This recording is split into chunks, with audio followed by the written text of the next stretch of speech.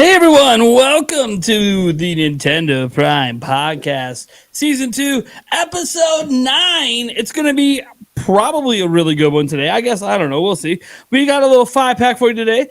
I'm your host, as always, Nathaniel Rufflejance. Always happy to be here, Mr. Nintendo Prime. To the other big screen over there, we got Eric Moore. Yo. Then down below, Mr. Mario himself, Mike Odyssey. How we doing? No, that's not it, right?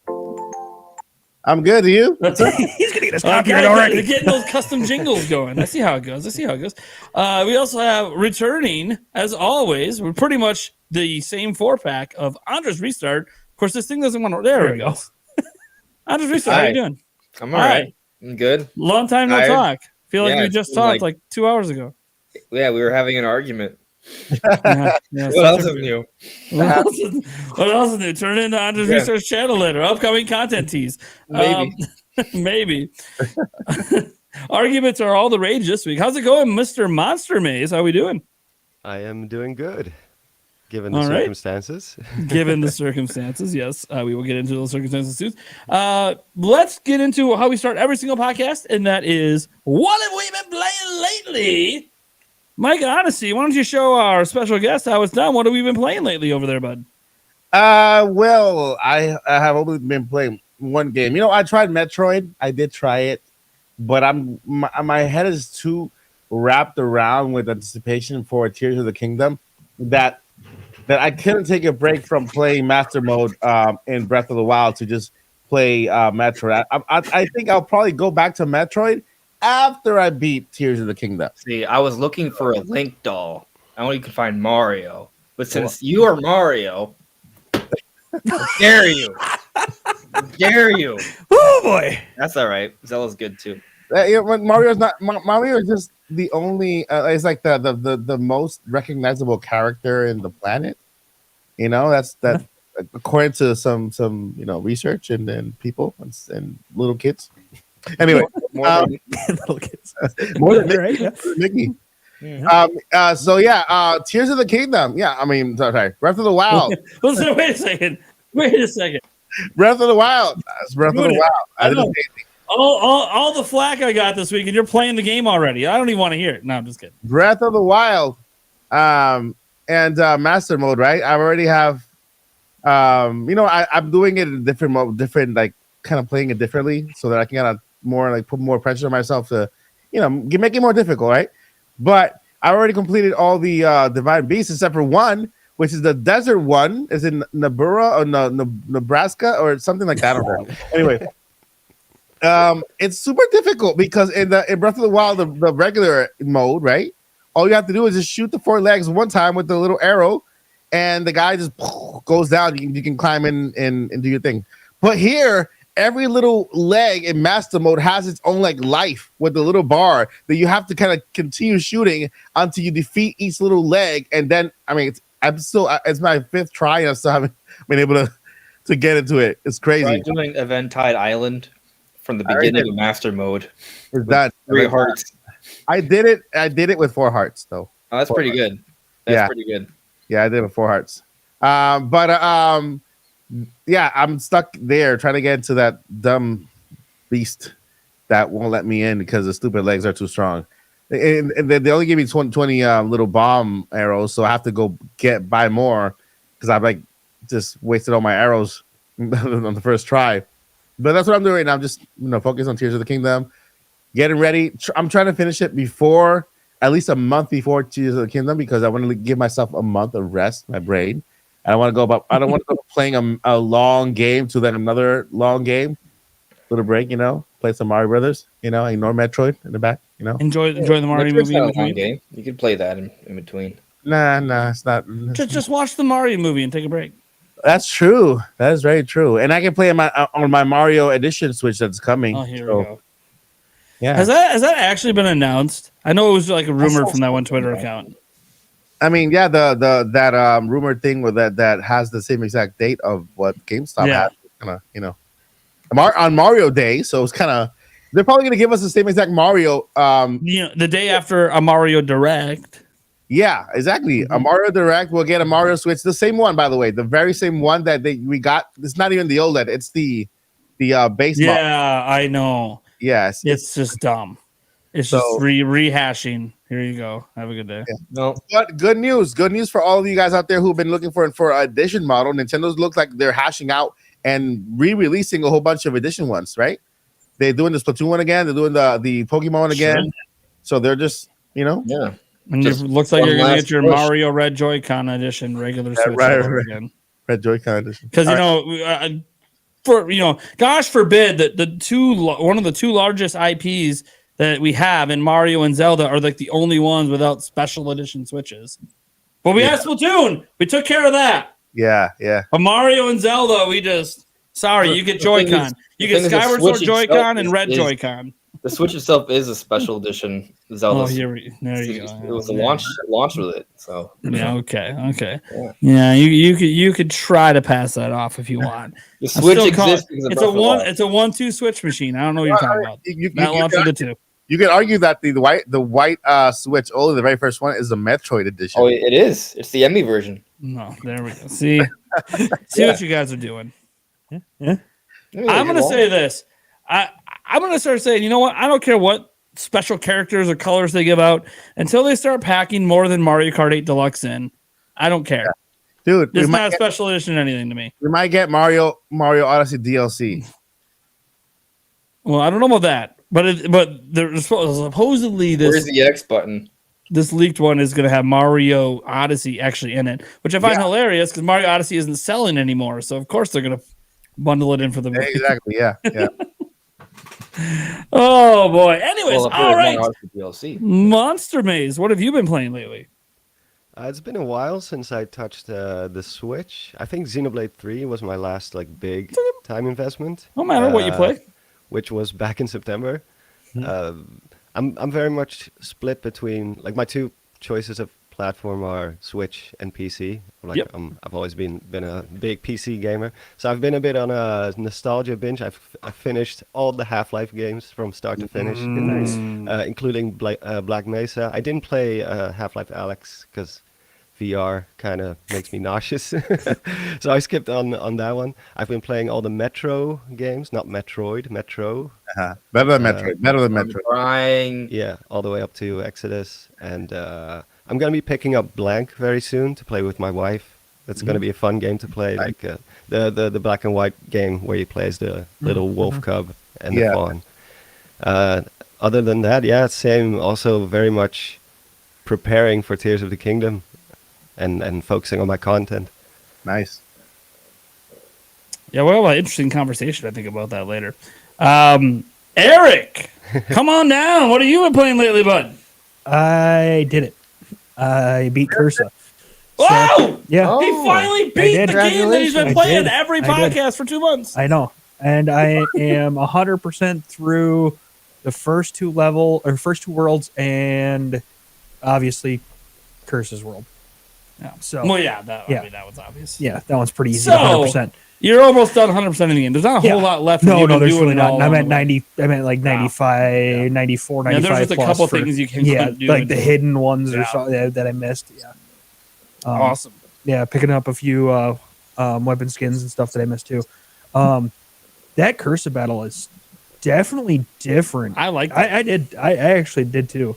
So it was a lot of fun. So people haven't played the game, highly suggest it. It is fun. So So what's next on docket? Or are you just going to wait until Tears of the Kingdom? Play Metroid Prime Remastered. yeah. No, I'll probably finish up. The probably hour it's going to take me to 100% the rest of it. And then I know I had just actually bought South Park Fractured Butthole just before And Sparks of Hope did came you out, beat Stick so of Truth? I did beat Stick of Truth. Yes. So Yeah. so I might be going that's a back really- to Fractured Butthole. It's just as good as the. Nice. Yeah, it's pretty good. So that's a South Park game. Well, of course it is. I mean, so Nice. Get some of that back catalog done oh yeah, for sure. before Tears of the Kingdom. Yeah, gets right. And develops. And then all it's of our everything lives. like that. So All right. Let's go over to, I guess, Andres Restart. What have you been playing lately? Playing with my cat. Well, I see that. there you go. Yeah, playing with my Good cat. pussy. What's the name? Samus? Her name is Ruby, but she is also trying out for the Star Fox team. So I'm gonna get her one of Nice. those Star Fox jackets at some point. I think it'll be a good fit for her. Uh, Beyond that, I've been playing Metroid Prime Remastered still. I'm working on my speed run of the game. I've played through it several times already, and it's really good. It's always good.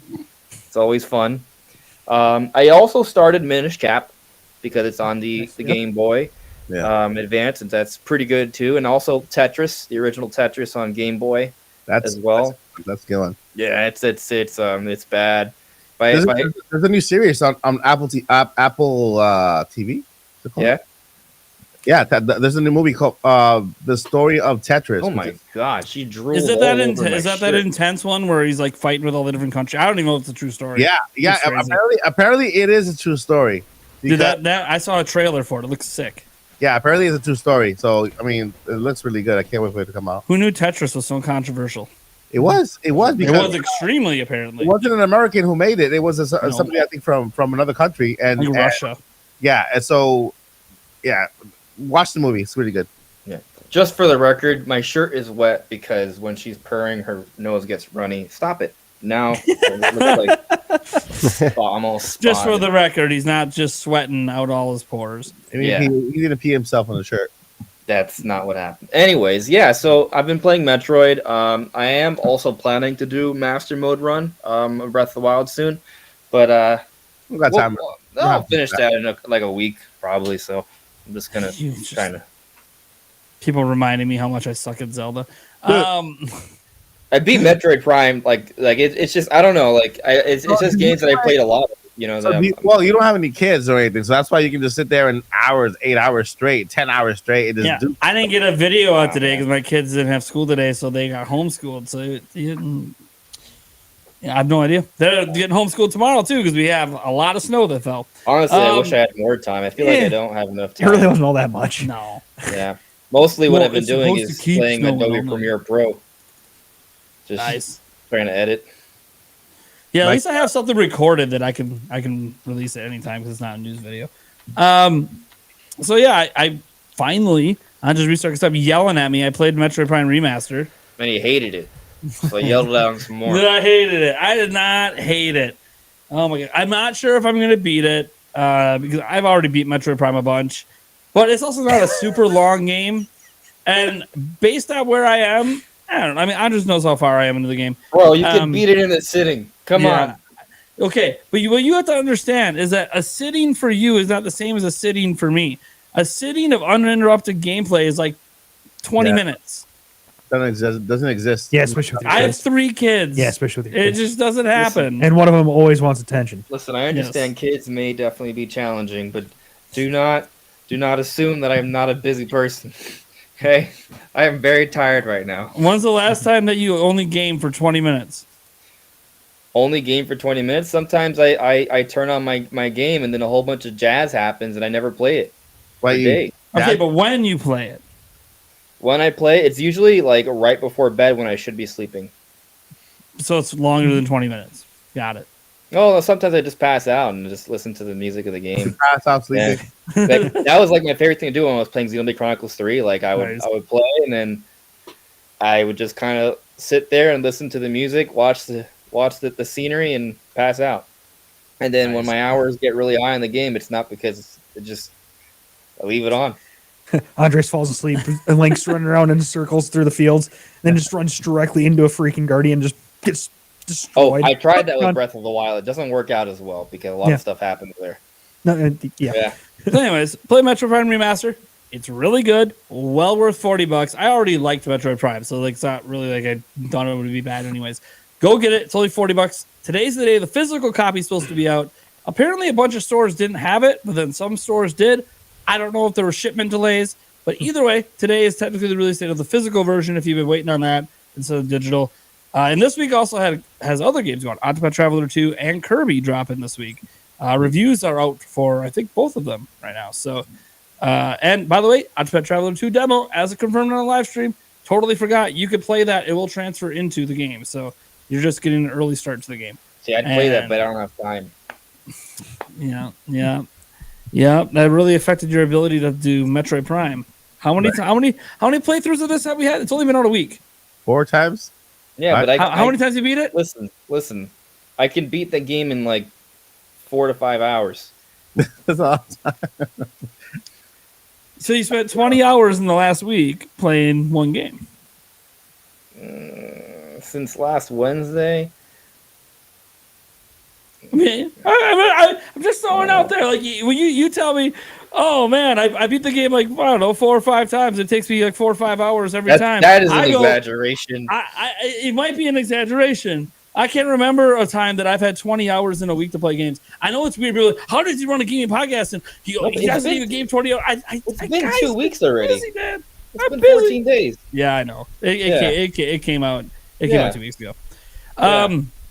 But also, I have no kids or a wife, so you just for me keep it's busy. For me, it's work, exercise, and eating, sleeping, and trying to watch or play some video games when I get the chance. I'm just yanking your chain. You're fine. Anyways, we got Metroid Remaster. You know, guys, I'm like 3 hours in. I'm a pretty decent way in, but I'm not. You know, I don't beat the game in like 4 or 5 hours. It's probably going to be like a 10-hour experience for me if I want to get through it all. I try both difficulty modes, by the way, that are available right away, the normal and the casual. I don't really notice much difference between them. I just kind of rock my way through both, so it's whatever. Obviously, casual is much easier because you basically aren't going to die. But let's see. Breath of the Wild Master Mode run is still going as well. It's a progress there. I kind of sort of accidentally ended up in the Gerudo area. Didn't mean to because I'm just playing the game like I normally would if I just started playing it. So I just keep exploring and things just keep happening, and now I'm in the desert. So I'll probably end up going to try to take out Thunderblight and stuff pretty soon. Nice. Let's see. And then my Madden leagues and stuff, I've been getting back into that a little bit after taking a break for a couple weeks. So I don't know. That's been kind of what I've done in the last week. That's right, like 3 different games in a week. Usually it's like 1 game a week. But you know what? I have actually been finding a little time in the last week to get some games in because I've been sick. So I actually haven't been working as much. So I've been like, if I'm going to lay in bed, I might as well play some Switch. Right. All right. And I think that's it for all of that. I don't know what the I heck just want Eric's to point doing over out there. that I'm not Rolling that away lonely. from you because you're sick. Guys in the chat figured I'm it not out. contagious. I'm not contagious. We're good. I want to take this time to announce that this podcast is brought to you by Andres Restart. Which is Andres Restart looking for a girlfriend. If you are a girlfriend, you can find them on Tinder. We already covered this last week. He deactivated it. Yeah, that's right. He deactivated it. You might find his profile, but it's not an active profile. And no catfishing. Make sure your pictures it's what it is. So tag him at Twitter or find. I have a life. Don't worry. I have a life. Well, his needs are met. All right, moving on. Getting into our first topic this week. Look, guys, there was a massive leak this last week. I mean, it's hard to ignore. It's been talked about everywhere, shown in places like my channel, and people getting mad at me. Some people like it, to be fair, but some people get mad. It was a huge Zelda leak for Tears of the Kingdom. The entire art book has leaked. If you want to find it, it's out there. We'll never provide you links. We'll never tell you where to find it, but it's out there. Some websites have some images up. Other places, you do your thing if you want to look at it. We're not going to be actually talking about what's contained in the art book. I'm actually planning a bonus episode podcast where we do spoiler talk about it because like a bunch of us have seen it, and it'd be kind of nice to talk about it in a zone where we're not afraid to talk about it. And on a channel that literally showed the images might be a good place to talk about it. So we will have it. We're not going to show the images during that podcast, but we will talk about thoughts and theories and all of that. But that's still being planned out. So we're not going to talk about that. But I want to talk about the fact that it leaked at all. How we feel about the fact that it leaked. How it affects us as channels, because it's even affected my channel a little more than I thought it would. And just like how we feeling. And you know what? I want to actually give the floor first to Monster Maze, because he's the only one here that is a dedicated Zelda YouTuber. And my lord, I can't imagine what is going through your mind. I just saw that my audio is apparently quite soft. I don't know if that's something on turned you my up. end. I turned Oh, you up. okay, You're okay, good. cool, You're cool. Just wanted to make sure I wasn't like Yeah. whispering. They are saying there's a little bit of an audio hiss. I don't know if there's anything we can do to fix that, but So, what Yeah, do you well- want to hear? Like, do you want to hear like just how I'm dealing with the situation first, or like what my like whether or not I was Whatever you surprised want to talk about. by the Go to okay. town. Because I'm not really surprised that the leak happened. At least, well, it did catch me off guard because, Zelda is one of Nintendo's most protected IPs, I would say. So something of this size leaking to the public months before release is pretty uncommon. We definitely didn't see something like this with Breath of the Wild. I think aside from that one failed attempt to steal the ROM from a demo unit at E3, it was kept under wraps pretty well. But I'm not entirely naive either. I'm not shocked that it happened because from the early to mid stages of development, any information is going to largely be confined to a select few, the development team mostly. But the closer you get to release, more and more people outside the dev team are going to be involved. More assets are going to be put into circulation and stuff for print, promotion, localization, testing, maybe gameplay demos. Hopefully at PAX, we will see. fingers But- crossed. Yeah. So, but yeah, obviously that's going to vastly increase the chances of something slipping out into the public space. So, I guess my only real surprise was the sheer size of the leak itself.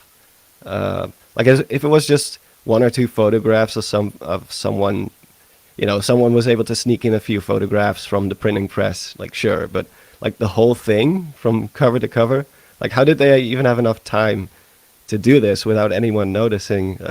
Unless someone was bright enough to let someone take it home or They to a clearly separate took it home. room. They were chilling on their bed. I mean, Yeah. So someone somewhere made a very bad Someone call. got it home. I That's don't for know. sure. Crazy. But as for myself, there's kind of like two sides of me who reacted very differently to the whole situation. Like there's the Zelda fan in me who is more hyped than ever before about the game now. Because, if there's any good that came out of this whole ordeal is that it has put a lot of fears to rest about the game's size and the scope. So, not that I was expecting the game to be bad or underwhelming. I mean, come on, it's a Zelda game. It's one of the most consistent franchises of all time. But I won't deny that aside from the first teaser, which I think did do an amazing job of creating excitement with, with all the dark and creepy imagery and stuff. Subsequent teasers have not been as effective at showcasing why this was not just going to be Breath of the Wild 1.5. You know what I mean? Yeah.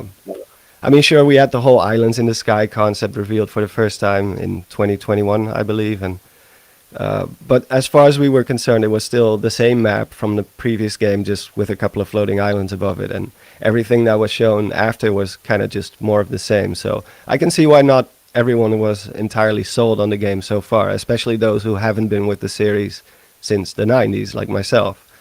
But How then would there's you rank also, the trailers? I think the first one was still the best one, even though it didn't show any gameplay. It was like hype. It was just so hype. It was so mysterious, and the second one was definitely also pretty good because it did have a few of that same dark stuff. It did have some of that dark stuff at the beginning, and then we saw the sky for the first time. But I think the lowest one would probably be the one we got in September. That one did not wow me at all. It was very short, once again. Yeah. And the last teaser, I thought it was pretty cool, but I also still did not see, like, now that I've seen the art book, I feel like they were holding back too much, maybe. I don't know. It's Yeah. hard to say. It might be recency bias for me, but I want to put the most recent trailer as number 2 just because it's the most footage. Yeah. But I mean, the second teaser did tell us about the sky. Like that was probably the biggest revelation for this game For sure, beyond yeah. just its existence. Yeah, because the first teaser was like, oh, there's going to be cool stuff underground maybe. And then the second was like, oh my God, there's also going to be a lot of cool stuff in the sky now. But everything after that was kind of just a mix of what we already knew, maybe with a small amount of little things like, oh, what's that glider thing, or what's that little thing, but it wasn't nearly anything as impactful. Right. Like the title trailer, I think it's like 4 shots, 3 to 4 shots of gameplay. Like we're talking like 20 seconds maybe. Yeah, That's yeah. crazy. So in that regard, I am very excited by. I've been very hyped by what I've seen in the art book, but there's also the content creator side of me who just wishes this kind of stuff had made it through public or through official means, like made it out through official promotion. Of course, I doubt Nintendo would have shown anything nearly on the same scale as the art book, but that's the thing. We don't know what they would have shown and hopefully still will show in the upcoming months.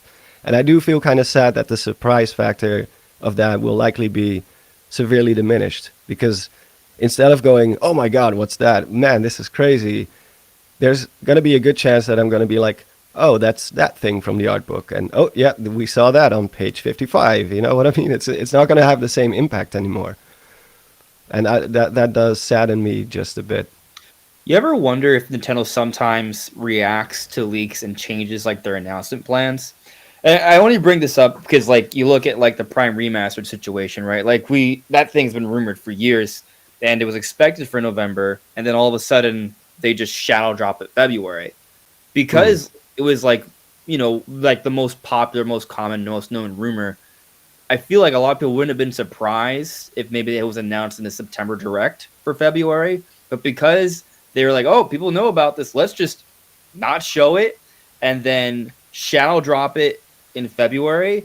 I think it kind of like reignited that excitement, because if everyone sort of saw it coming, the excitement wouldn't have been as hype. Would have still been hype because it's Metroid Prime, but it being shadow dropped in the way it was, I think that kind of it did change things a little bit because no one really saw that coming. So it kind of makes me wonder, like, with this potential leak, could that potentially shake up how Nintendo may decide to reveal things?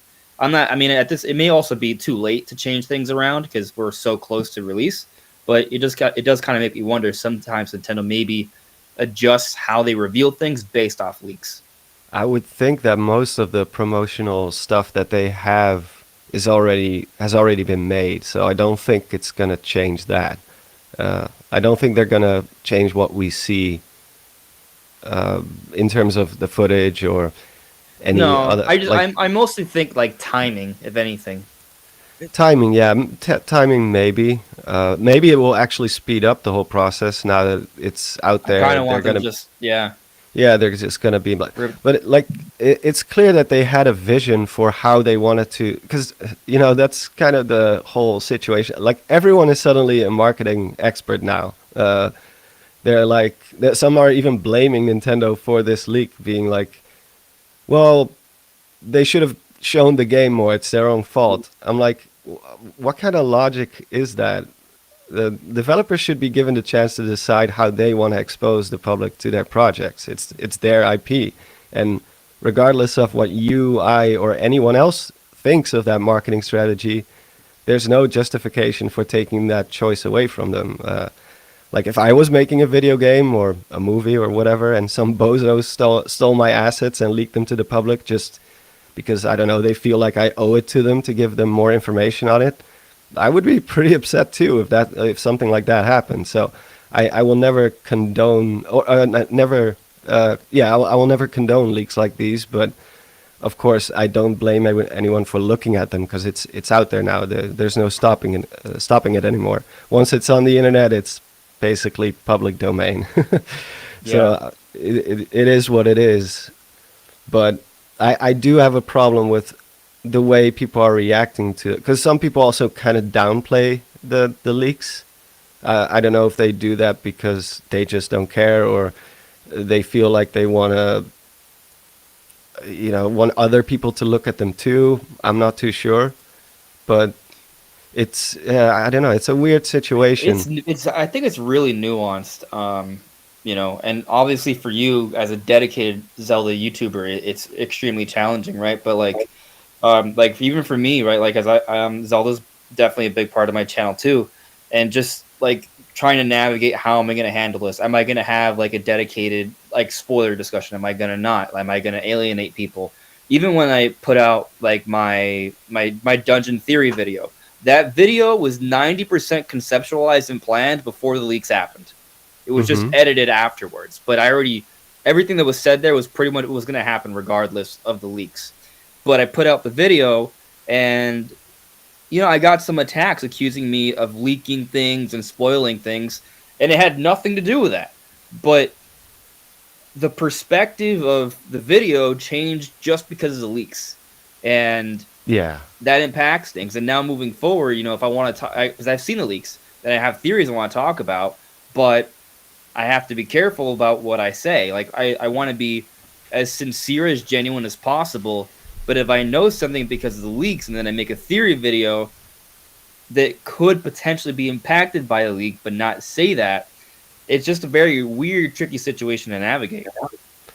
Yeah, especially because, what may be a non-spoiler to you may not be the same for another. It may be a huge spoiler for someone else. Like, I don't know, something as simple as a location in the game. One of my favorite things about playing Elden Ring was exactly the fact that I went in completely blind. Like, I was blown away by these huge locations where I'm like, oh gee, if I had seen screenshots of that, and Elden Ring did a great job of holding back too, in a lot of ways. They mostly only showed all the stuff on the surface.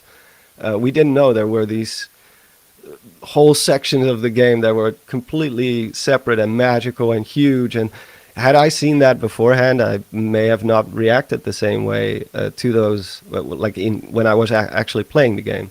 So whenever someone says like, "Oh, the leaks are not that bad. It doesn't reveal much about the story," or it's like, yeah, but it does reveal a lot of things that most people will probably want to find out on their own while they're playing. And the fact that this art book is a pre-order item doesn't really change that, because. Yeah, some people are going to flip through the art book once they get, maybe even before they touch a single button on their controller. But there's also going to be a lot of people who will save it for after the credits. And at least then it's their own conscious decision whether or not they want to, open up that book, yes or no. And it's not forced on them by some careless YouTubers or some people in the comment section. Not to say that people who are covering the leaks are like maliciously trying to spoil people. That I don't think that's the case at all. Like I said, it exists. This information is there, and as long as you give proper spoiler warning, should be fine to talk about it. Yeah, but it is tricky though, right? Because like they're all over the comments. Like Yeah, I see them all over, and like it can only be moderated so much. So for people who don't want to be spoiled, it's a tricky situation for them. yeah, it's not going to be easy. That's why I've been contemplating so much in the last few days since the leak. It's not because I don't know how to go forward, but there's a lot of little things that you have to take into consideration. Your audience, like how many people, because obviously there's going to be people who ask, there's already people who've asked me, like, are you going to cover the leaks? Because I'd like to know your thoughts about it. What do you think? What did you find? I'm like, I wish I could cater to those people too, but I just can't do that on my channel. Not just out of my own fears of maybe putting myself into the crosshairs of a multi-billion-dollar corporation, but also just my audience in general is very much, they like theories, they like to hear my thoughts and predictions, and they know a lot of them could potentially be wrong. But at least I'm not giving them all this stuff like, we already know this from the art book. We already know this. So, I have to stay away from it as much as possible. There's, at least for me, that there's no other way to do it. So, for a news channel or a channel that covers leaks, it's a completely different story, obviously. yeah. But like, what if you had like a single video that was very clearly labeled the art book leak analysis or something, like, and then that way, what happens, it's something that I'm debating. I'm still not sure I'm going to do, but like, what if you did that, and maybe it's kind of like a situation where those that really want to talk about the leaks, it becomes that place for it to happen. But because it's clearly marked, those who don't want to see it, as long as it's very clear, shouldn't be able to. They wouldn't watch it, and then you can just move on to the other stuff. Now, granted, it still impacts your theory, so that's still a challenge. But Yeah. what if that would help at least, like maybe quell the comments because people kind of just want to talk about it? Yeah. Plus, you're inevitably gonna be dividing your audience into two groups: those who want to see the leaks and those who don't. And in my case, I chose to not do it because, the people who have seen the Right. leaks can still enjoy my content, but not the other way around. The people who want to stay away are not going to watch my video that's why I've been a little bit frustrated with this whole situation. Is what should have been the best time to be a Zelda YouTuber has now been tainted because of this situation. I agree. Yeah, yeah, definitely. Yeah, I agree with that. It makes it a lot weirder. Yeah. So Yeah, I don't judge anyone for looking at the leaks at all. That would be very hypocritical of me. I looked at them myself because I figured as a Zelda YouTuber, it's my job to learn as much about the game as possible, if only to, stay on the same level as my peers, my fellow Zelda YouTubers, who are almost all of them are going to be discussing this stuff and checking it out. I think there's only a few that have chosen to not look at it at all. Which I respect very much, but I also don't judge the ones who do because I'm one of them. right. Yeah, I Yeah. mean, I don't think there can be any judgment passed just for looking at them. Once the information's out there, I mean, the Yeah. bad actors are the ones that released the information in the first place, or who took the pictures intending them to be released or whatever. Like that's, I think one thing, I think almost all of us can be in agreement of is that when it comes to stuff like this, we sort of just wish it didn't happen in the first place. This is even the channel me like, oh, I get some benefit from it. I got to make some leak videos. I got to make some extra money, but also I'm in a situation myself too, where like when I have a day where the news is kind of light, I want to talk about Tears of the Kingdom, and I don't know how to do that right now because, again, that's that audience split. Some people want you to talk about this stuff. Some don't. Like, oh yeah, now I got a plan. Like, here's the thing. It'd be cool if we could just talk about it on this podcast, but I got to be real. Like, I know that Mike doesn't want to know a whole bunch of stuff from it, and he's a key member of the podcast. And there's a whole bunch of people that tune in our podcast every Wednesday that would just come as a regular show, not expecting to get spoiled, no matter how we labeled it. Just because it's Wednesday, it's 8 p.m. I tune into the podcast every week, and there could be people in our very Mindlessly chat just they're just clicking in. mindlessly clicking because it's Wednesday, it's 8 o'clock. I got the notification. Let me go watch. And so, like, we can't talk about that here because there's an audience split. So sure, well, I'm going to have a dedicated show. That's one piece of content. I was planning to make like 40 Tears of the Kingdom videos between now and then. And now I don't know what to do about that. Because it's my filler content. That's what it is. We don't have big news. Tears of the Kingdom. That's my fallback. Yeah. And I don't know what to do. That's a great fallback. Listen, and me necessarily not wanting to know more about it. Mhm.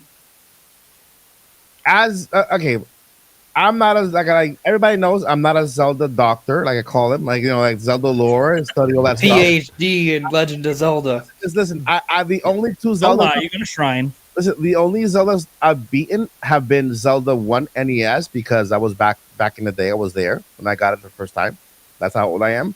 And Tears of the Kingdom, which Breath of the Wild. Sorry, I knew it. Dang it! I keep saying it. Sorry. He keeps thinking that he's been playing it this whole time. Breath That's why he doesn't want to know any more because he already knows it all.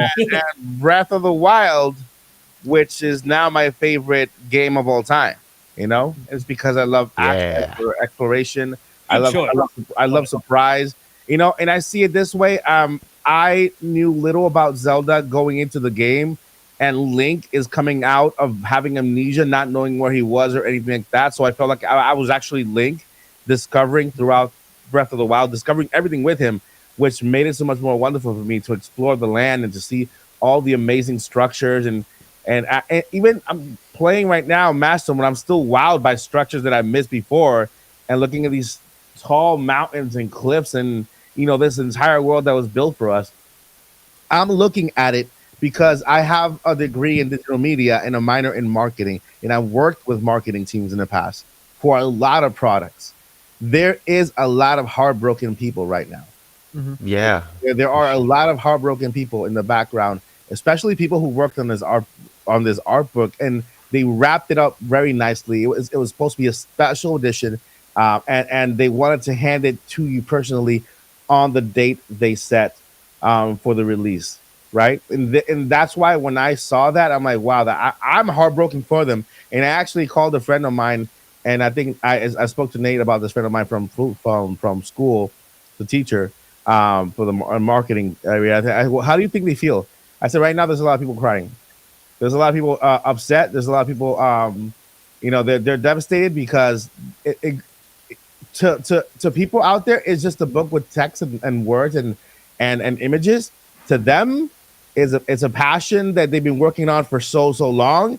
And this is not the first edition of this art book that was made. This is probably like the fifth or the 16th edition. They finally got it right. They were waiting for people to get it at when Nintendo wanted.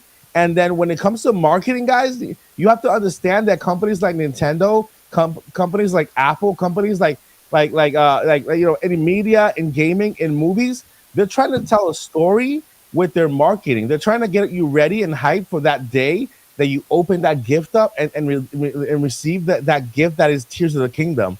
And when things like this happen, it's like somebody's getting into their story and taking things out of place and ruining the Christmas for some people, ruining the fun for others. But more than that, it's all the hard work that went into creating that craft. You know what I mean? It's like when games leak and they're free out there, we're thinking about the hundreds of developers who spent countless hours and nights and sweat and tears and God knows what they went through in order to make this game for us or make this platform for us. And I've seen it behind the scenes. I've seen how people what they feel when things leak out before time because they're telling it's not their narrative. It's not what they want. It's not the story they want to tell in their marketing story. You know what I mean? If you think about a story, their marketing plan, it's like they have a timeline says here, and they've been doing such a great job because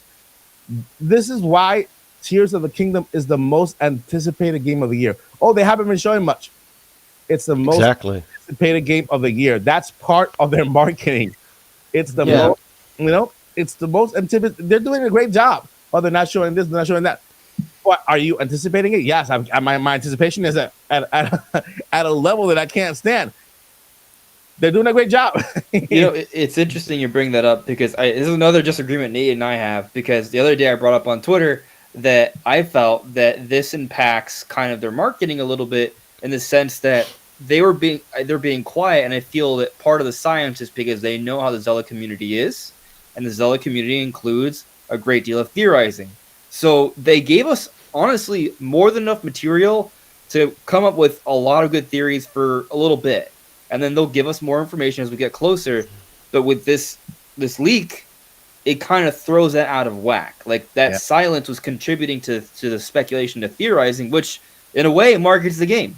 Yeah, yeah. Well, that's also one of the reasons I was so, for lack of a better term, just pissed off at people who were saying things like Nintendo had this coming because they weren't showing enough of the game. It's like that's the equivalent of saying, "Oh, come on, she was asking for it." Just because you don't agree with their marketing doesn't mean it's bad marketing, because this is a valid marketing tactic that has been proven to work. I don't know if you remember movies like Cloverfield, which barely showed anything. I remember. They didn't show anything. They didn't even show what kind of movie it was going to be. And it worked. It got people into theaters. It got people talking beforehand and speculating. And it was already established. So it was not something like if you're a completely new director, I can understand that you cannot really do something like that.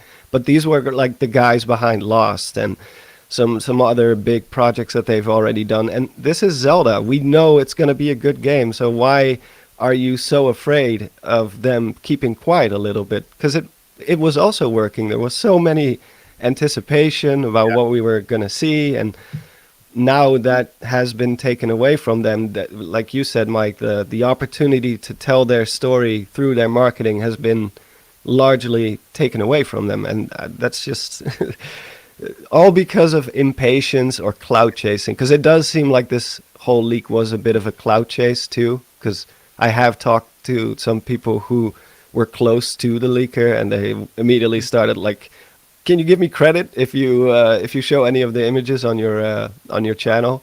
They started giving me links to YouTube channels, and I was like, "You honestly want me to credit you for pictures that you did not take from artwork that you sure as hell did not draw?" And you see this as some sort of like career opportunity for YouTube? Like, they have to be at least like either they have to be complete idiots, or they have to be like 14 years old and they just don't understand yet how the world works. Yeah.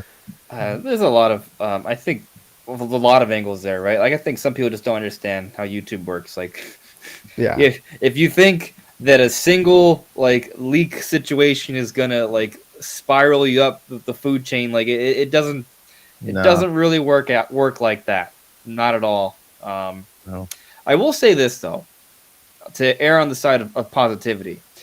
I don't think this is like a nail in the coffin for the Zelda hype, right? Like I don't think that this spells the end of an epic marketing campaign. I think it's just kind of a hurdle.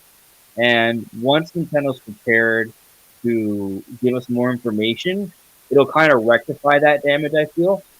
And even before then, I think a little bit of this craze will dissipate over time.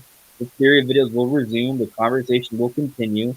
There's still anticipation. There's still a lot we don't know about the game, even the people who've read through the entire book. So, I think this is a hurdle, but I think we're going to get past it and things are going to work out just fine. I have a question. Like, if there is this movie that you're anticipating in theaters, would it make you upset if all of a sudden you see a big chunk leak online, or would you not watch it, that big chunk of it, so that you can watch it in theaters with your friends and your family? Like how planned? What would you do in that case? If it's a movie I'm gonna watch, and I know I'm gonna I actually care to watch it, which is when I go to the movies because I know I really want to watch it. Like if I see part of it leaks online, I just hope I don't find out about any plot beats, right? Like I don't want to know if someone dies or something happens. Yeah. Like, and that can be said with like on Twitter, a line, and my brain will read it, right? But if it's a video, I just know, okay, don't watch it. If I see a frame, big deal. But if someone says what's gonna happen, that's way worse. Yeah, and there's a thing that I think might be missing. It's not completely missing from content creators, but the majority is it's missing. Is, for example, picturing the, again, I have to go back to this because it's so important that when we were faced with things like this as content creators, we are here covering what we're covering because of Nintendo. The majority of us are channels. The Legend of Zelda, Tears of Breath of the Wild, and Tears of the Kingdom. It's a Nintendo game. It's a Nintendo IP exclusive, right? And we're here covering that thanks to them. What else will we be doing without let's say if Nate would have not discovered Legend of Zelda, I think he would have been on the Metroid train or something like that. But we're here. Look at Nate. No, we're here. I wouldn't even play Metroid if it wasn't for Zelda. We're here because of them, right? So I feel like, in a way, as journalists that we are, because we are gaming journalists, we deliver the news, right? I think that we should kind of not jump on every leak, depending on how I feel. I mean, I'm sorry to use the words damaging. Damaging, I mean, in the scope of how big the leak is, right? Because guess what? Even if it doesn't affect us, it's going to affect somebody, and then how great would it be for us to do this out of respect for those who are who right now are actually working to give us the best Zelda game we've ever played. You know what I mean? For how much do we appreciate Shigeru Miyamoto, the creator of Zelda, right? And like, how much do we appreciate Nintendo right now? How much we appreciate like the work and the dedication that this team put into into a game that was created for the Wii U and made it look so amazing and so right now like such a great game, and now they're doing the sequel. You know, that's what I'm struggling with because I feel um I want to give them some respect by not completely just okay. There's a leak out there, and this, but give them some respect and put respect into their work because I really do respect the work that they do, and I think that they deserve all the credit in the world for making these masterpiece of games for us. You know, and then respect. Just wait because we're only a couple of 2 months away, right? And I think that the anticipation will make the game even better. And like Monster May just said, he said it perfectly. It's like the wow factor.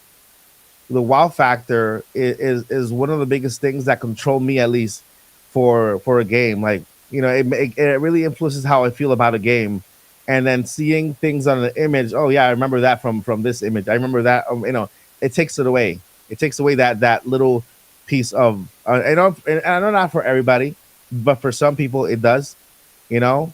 And I just want to say that. How about we just think about the people, the people who actually put the work into this? Because we're just hearing about it. We there's a leak. Oh, it's so easy. Let's go click on it and look at it, But for them, it's just different. It's a different feeling to have something like this be out there when it wasn't meant to be out there yet. You know what I mean? I'm just happy. I'm just struggling. I'm struggling in that because yes, I love to look at things before time like everybody else. I'm that curious like everybody else.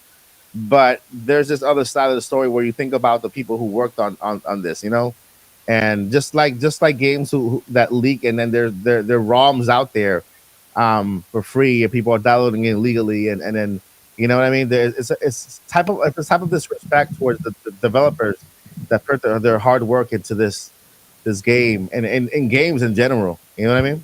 Yeah, I think it's a really good point actually, because I think something that a lot of people lose sight on because they think, oh, it's Nintendo, it's a big company, why would you care? Like it's just a giant corporation.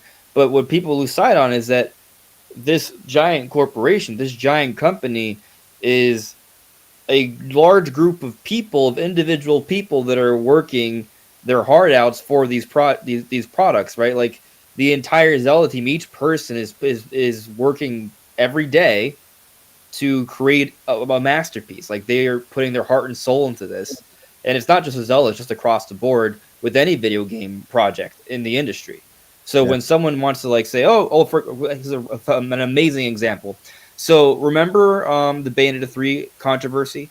Yeah. And she was calling for a boycott of the game because she disagreed with it later came out that she was lying and things like that, so it made it far worse. But assuming she was even telling the truth, it was just a personal disagreement she had with the company, and she was calling for a boycott and wanted basically the game. Her hope was to take down the entire game, but not only would that be disrespecting the company as a whole, but it's kind of hurting every person that's worked on this game for years. Like, what about them? It was kind of just about her. So I think people just kind of forget that companies are comprised of people.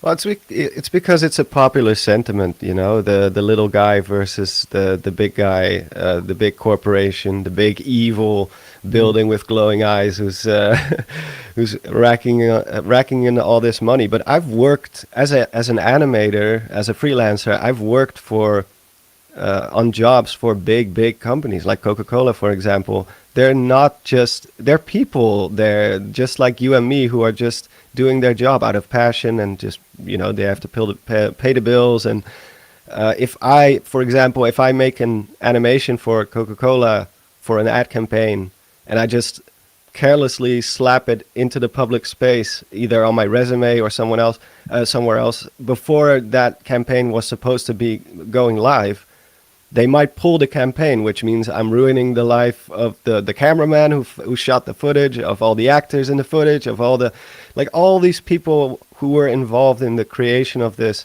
I'm potentially destroying their hard work, all because I'm careless or being selfish, and that's something people often tend to forget when they're dealing with giant corporations. Like, it's not this one singular entity which is evil in some way. I know Nintendo does stuff that pisses people off, including me, especially when it comes as a Advent Smash Brothers player, someone who's been in the Smash scene for a long time. Nintendo has frustrated me more than enough to not always be on their side.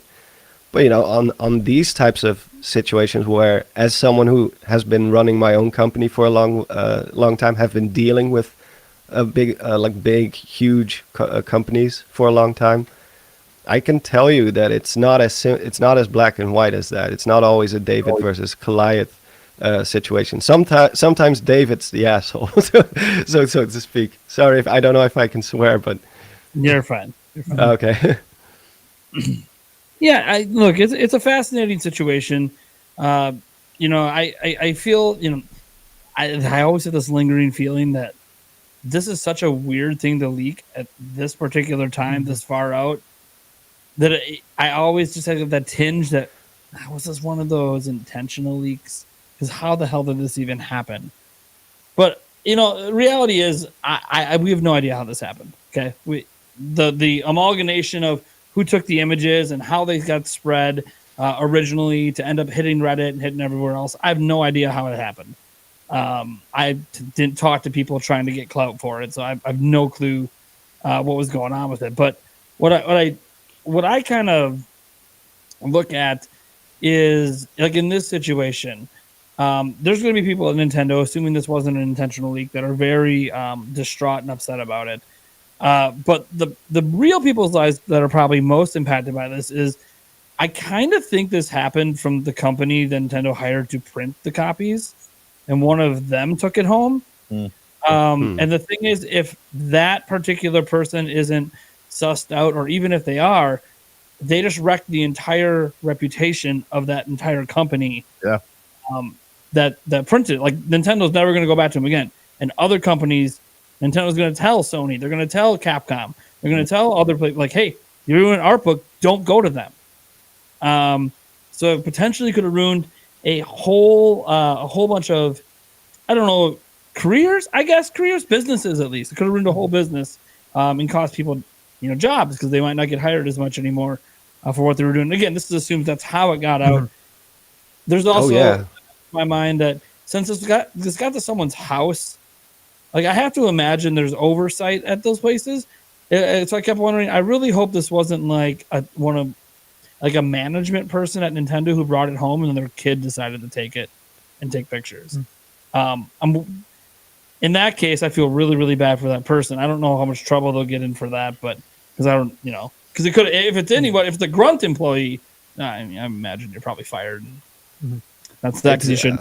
It was a Japanese version, probably, right? yeah. Japanese version. Yeah, it's that's a Japanese version. That's why I'm mentioning the possibility that it could have technically been a Nintendo employee or a family member of a Nintendo employee who took it home. You wonder if the English version has even been printed yet? Sure. Yeah. I just know that these types of companies have to work really, really, because Nintendo doesn't just trust anyone to work with them on this kind of stuff. This takes years of building trust between.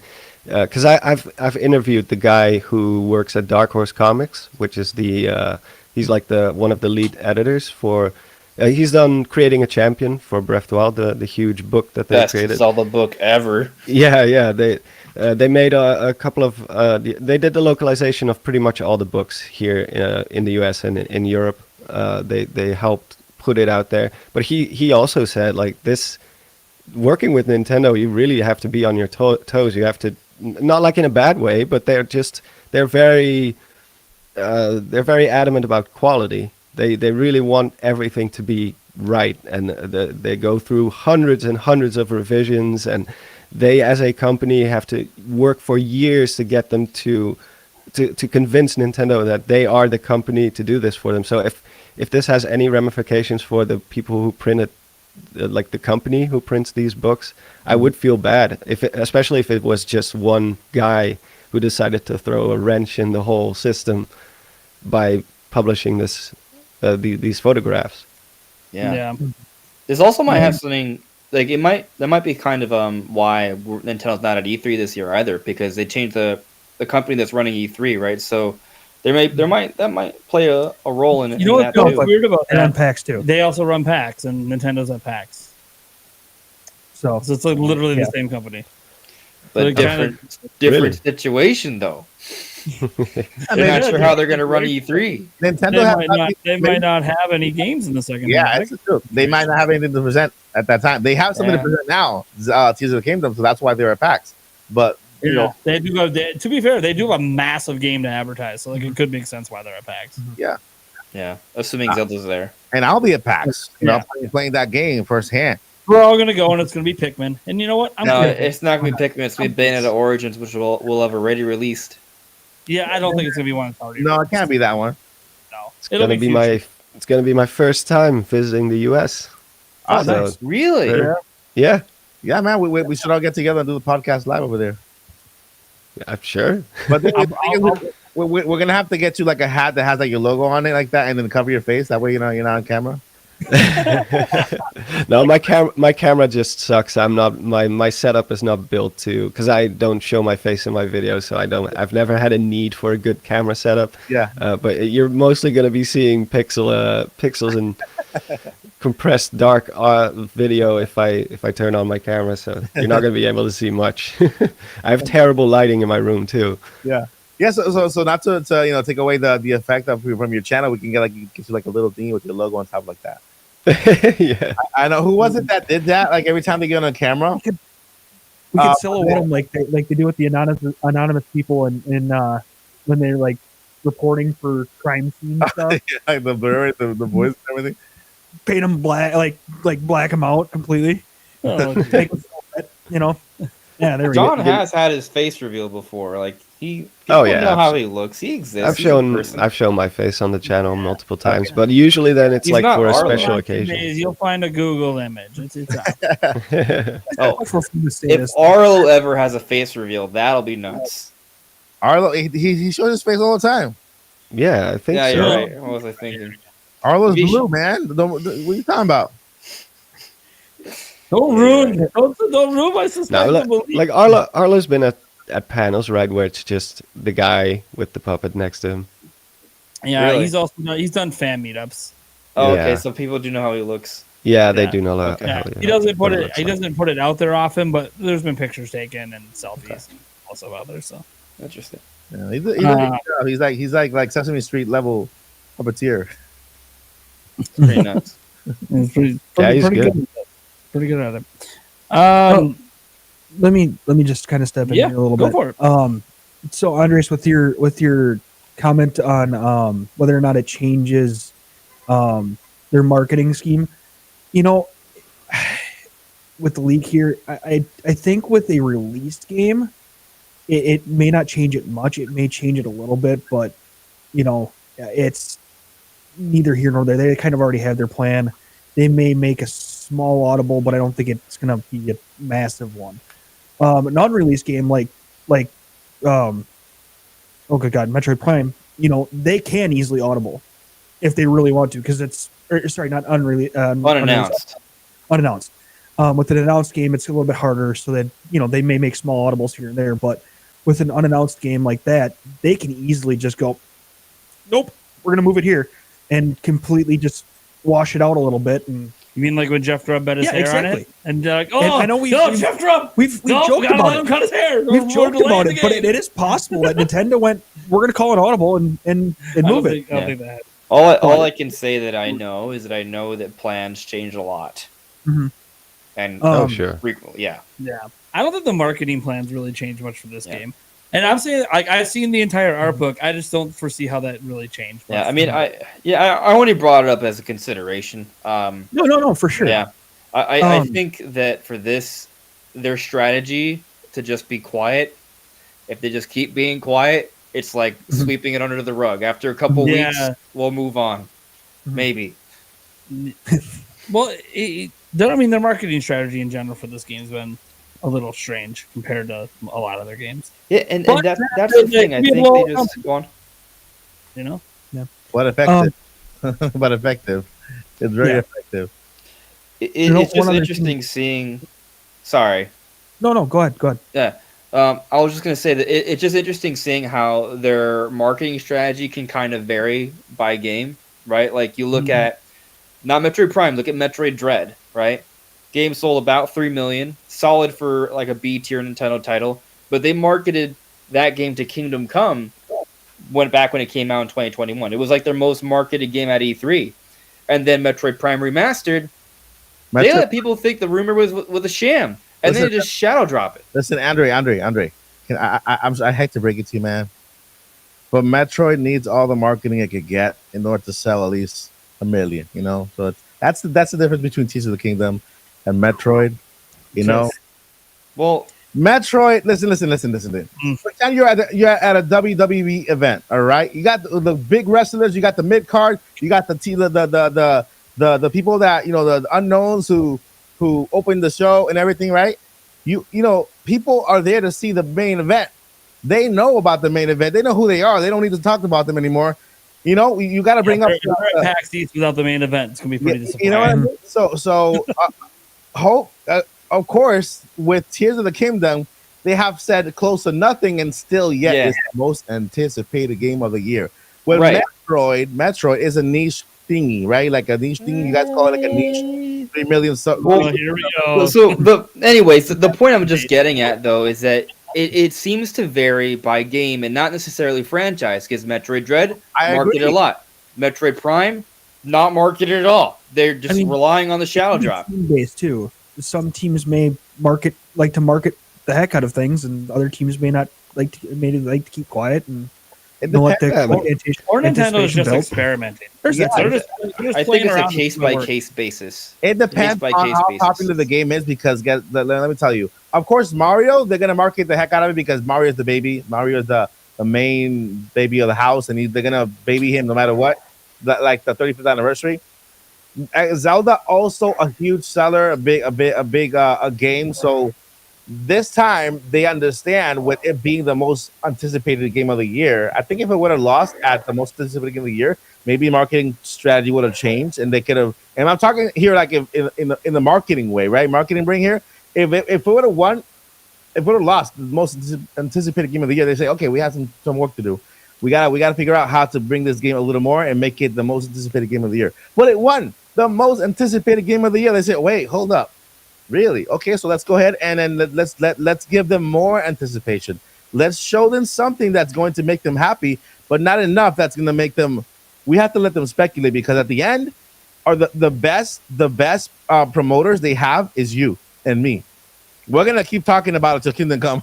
You know what I mean? And the more we talk about it, the more people hear about it, no matter if they want to or not, because we're the big giant banners for Tears of the Kingdom. I'm telling you because like I just told Nate today, look, I make a video about daily news. My videos are like I take a video and talk about Zelda for 2 minutes. It's a video. Your video today wasn't really even about Zelda. It was about a Mario. It was about a Mario thing, and you twisted a story I did to do, and all of a sudden your video. I'm like, what? You kind of mentioned Zelda in the title. Listen. So basically, the reason why I mentioned Zelda is because I needed to use it first. Yeah, and it worked. Second is because the first time that the GameStop story was brought up is because we all wanted to know about the Tears of the Kingdom Switch OLED, right? Yeah, it was fair. The best title for that is Switch OLED Tears of the Kingdom is not coming. That wasn't it. This is it. This is what it means. You know, it was a Mario not OLED, Mario edition thing. Yeah. You had to kind of to get people's attention You because gotta swerve around. yeah, You gotta yeah, get them yeah. in the door and Yeah. be like, "Oh, you wanted this? Guess what? You're actually getting right. some red Joy-Con Switch." Have a Red Joy-Con Switch. But that's what I'm telling you. That Nintendo knows that Tears of the Kingdom is the most anticipated game, and that we're doing the work for them. You know what I mean? We're talking about it. Yeah, there's one They aspect do. of the way they're marketing the game that is actually, I think, a wholly negative. There's this assumption, I think, and maybe Nintendo probably assumes it too, that anyone who's going to buy Tears of the Kingdom has played Breath of the Wild, right? I think that's what they're assuming. That's the first time they've ever done that with a Zelda game. They've always tried to sell Zelda to new players, and there's been a statement out there that you don't have to play Breath of the Wild to enjoy this game, but you're not marketing it that way. The way you're marketing it is to people who play Breath of the Wild. This form of marketing might be okay, and you can get away with it to Zelda fans. But how are you going to introduce new people to it? And that's the negative side of this marketing. I got an answer for you. You know what? I'm the answer. You know why? Because I wasn't a Zelda fan like you guys are before I played Breath of the Wild. I didn't play Breath of the Wild on release day. I wasn't that big of a fan. I came along 4 or 5 years after the game was out and got into the franchise. So the same fans that bought Breath of the Wild in the beginning are not the same fans right now. We have grown, or we have doubled or tripled just because of this game. How? What about people who haven't played Breath of the Wild at all? Well, people who just got a Switch last holiday. Well, that's another group of people that need to kind of climb on board. But what I'm saying is that they don't need marketing for them. No. Yeah, what I'm saying is that the reason why they're marketing, if they are marketing it to Breath of the Wild fans, is because they realize that when the fans they had when the game launched, right now those fans have doubled or tripled in size. So that means that the sales will also double and triple in size if we can make that much more money than actual Tears Breath of the Wild. I keep saying Tears of the Kingdom.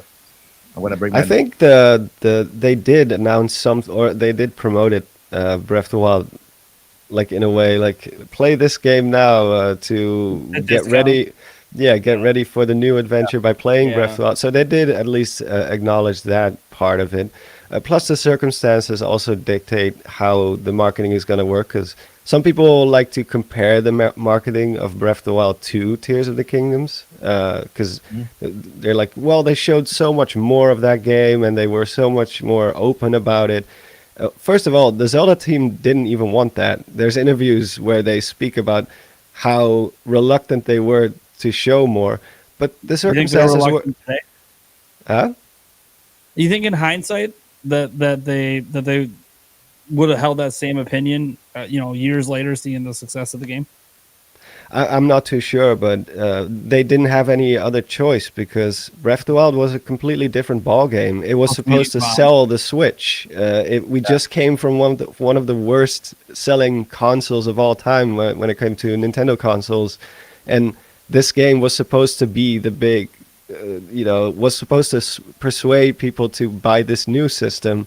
So it had a lot of stuff, like a lot of weight on its shoulders. And Tears of the Kingdom doesn't have that. It's like we created this amazing game, Breath of the Wild. The sequel is coming. It's going to be good. And could they have shown more? I don't know. That time will tell, because we're still quite a few. Couple months out, there's still quite a few months left before we actually get to. So I feel like the marketing only started now because they know that, first of all, a lot of people have played most Switch owners have played Breath of the Wild, and the ones that don't, we're going to tell them to play Breath of the Wild because if you start playing Breath of the Wild now, you're going to be finished with it by the time Tears of the Kingdom comes out, and it's all going to be fresh, and you're going to be able to, like, if you, as opposed to playing Breath of the Wild 2 years ago, or like in 2019 when the game was first, like when Tears of the Kingdom was first announced, still Breath of the Wild 2 back then, or the sequel to Breath of the Wild. It's not going to be as fresh anymore. So I don't think it's unreasonable that they are now starting to push more people towards Breath of the Wild. Yeah. I personally don't think. Well, I guess my perspective is that or I should say, I don't like the idea that they're not marketing it just because of Breath of the Wild, and they're just trying to pitch this just for Breath of the Wild fans, because I think that's limiting, right? I think they should always shoot for above that. That said, obviously it's going to be a challenge to surpass Breath of the Wild in terms of sales, but they should still try, right? Like they shouldn't just not try; they should still try. But I do also agree that because of Breath of the Wild's existence, they don't have to tell us that much. And I think just, the speculation, the theories, that will eventually trickle into other people who didn't try Breath of the Wild, right? Like maybe a lot of people have heard about Breath of the Wild, but didn't give it a go because they weren't around or considering it back then. But now there's this new Zelda. They're just like, oh, well, I'll just play the new Zelda instead, right? So it can still be a situation where they can take advantage of the fact that because Breath of the Wild exists, they don't have to market as much leading up to it, but it can still be in a way, it can still work in a way. Well, it will still reach out to a lot of people who haven't played Breath of the Wild. So yeah, I mean, I think it can go both ways. Yeah. No, I have other thoughts on it, but you know what? As you guys are talking, I just kept thinking there's a video idea in here that I don't need to worry about spoilers with. So I'm going to hold on to my thoughts for that. Nice. I did have one other question for the group, and I hate bringing everything kind of backwards a little bit, but the chat was going so damn well. Jumping in is not necessarily my thing, especially with me talking. Cut me off. Yeah, right. Do we think that there would be a different view on the league here if it did come after, let's say, a PAX East like demo, where we did see a little bit more of the game per se? You think people would be less pissed off versus when it was like now because we haven't? Yeah, I agree. Yeah. Especially if the elements in that footage was already in the art book, Mm-hmm. Yeah, because I think Nintendo would have shown more footage, So I think it's because of the timing, though. It's too soon. Nintendo should take advantage of this and announce they'll sell a digital version on launch day, right? Of the of the art book. I'm just throwing that out there. Nintendo. I already got my copy, so I don't have to. He's playing it. He's already playing it. Yep. This is why he keeps saying to you. Anyways. We're gonna move on here to our next topic. Probably won't say too much on it. It was originally a 2-part topic, but because of timing, we're gonna cut it down just to the Pokemon Presents that was announced for next Monday. Yeah. Quickly, any thoughts on games that are going to be there? I think it's pretty obvious. A certain pair of games, maybe a triplet of games, based on the music and the announcement. But any thoughts on what potential games we might be getting announced next Monday? Detective Pikachu 2. That'd be a good one. It'd be interesting to see a Let's Go Gold and Silver. Okay, we're gonna get a mobile app game, okay, or an update to one. Obviously, we're gonna get the DLC for Scarlet and Violet, right? A little more patches, to fix the stuff there, right? And we're gonna get this year's game because this is a game every year, right? No, or either another port. Andres has been very against I'm not gonna make any bets because I already have this thing here that I don't ever want to wear. Yeah, the bets aren't going your way in 2023. Is what you're saying. You still have to be Peach at some point. That's the thing. I'm having trouble finding the Peach costume. Anyway, I'll tell you behind the scenes what I'm gonna do. Oh, there you go. Okay. I'll tell you what I'm. I'll probably have to wear like a hat like this with a peach on it, maybe. Yeah, there you go. With a blonde wig and a peach sweatshirt or something. I'll message you behind the scenes. I already got a blonde wig, so that's there you go. There you go. Dye your beard blonde. Yeah, I got. Well, the multiverse of Mike's exists, so they have different hairs there. But are you talking about Mike Wood? Yeah, there's Mike Wood. Mike Wood is out there. Mike Woods is out there. We have Mike. There's a Mike. Mike. No, that's a reference to beat 'em ups. There's a microwave. Microwave. A microwave. I swear, if there's a video of you with your head sticking out through a microwave and you open the door, I'm just gonna lose it. Instead of small wave, it's microwave. Oh, Okay, Mike, you need to film yourself in front of a green screen. And then turn it sideways. So there, And then RGT87. We got mic drop. RGT87 also is out there. But yeah, this is not about the Mike verse. This is about Pokemon Presents. Pokemon Presents is going to be a good good 30 minutes. We're going to see a port, DLC, and a whole bunch of like mobile stuff, and of course that competition they always show that they have. Every year. I mean, yeah. I mean, Mike, you got to dress as Ash Ketchum to say goodbye. Oh, that's true. That's true. 'Cause he's done now. Donezo. Oh, man, you think maybe they'll have like an anime scene or something? Yeah, I think they will. I don't know if it'll be for the ending or if it's going to be for the next one because they've already started teasing the replacement people. Yeah, So. I don't know. Oh, you mean the new one without Ash? The new show? Yeah. Yeah, They tease everything at this thing. It's like here's our year in Pokemon. Yeah, I stopped watching Pokemon on season 2. So Ash has been gone for me a long time ago. I play more of the games than I watch the series, the show. So we all think the Game Boy games are going to get announced there. I think it's pretty obvious. Yeah. Yeah. So what's interesting about the Game Boy games, right? One, Nintendo just announced Game Boy game and Game Boy Advance, right? So the timing there kind of works out. But also, next March, Wii U and 3DS eShops are going to be entirely closed for purchases. So you will no longer be able to buy the Pokemon games on the 3DS eShop, Red, Blue, and Yellow. Yeah, so there's going to need to be another way to buy them. Wow. And they removed the disclaimer that you couldn't transfer Pokemon into Stadia. Yeah, and the most recent update on the Japanese site, that's true. So, like, those things seem to be... And then, obviously, there's, like, this 15-second clip that shows Gen 1 Pokemon. Like, it seems like and they have the theme from the Game Boys. It's like, Now, what I wonder, though, because it seems like they're teasing it, is if they will... If it's just going to be, like, them on Nintendo, on Game Boy Online, or if there's going to be something a little bit more to it. And that, it kind of gets me excited. Someone brought this up earlier, and I don't expect this, right? But it's just kind of a fun idea. Like, what if, those games are brought to Nintendo Switch Online, but they like have like a remake of Pokemon Stadium or something? Like, how cool would that be? Probably not going to happen. They'll probably just have connectivity to Pokemon Stadium 1 and 2. But I mean, that may be a good enough announcement in and of itself, right? Because I mean, Game Boy Advance, like that is still pretty hype. That said, I totally agree with you. Detective Pikachu, it seems like this is the right time for it, just because the Switch era is over. So, Right. and there was we recently saw job listings that they are still developing it, so it's not like it was canceled or anything. Yeah.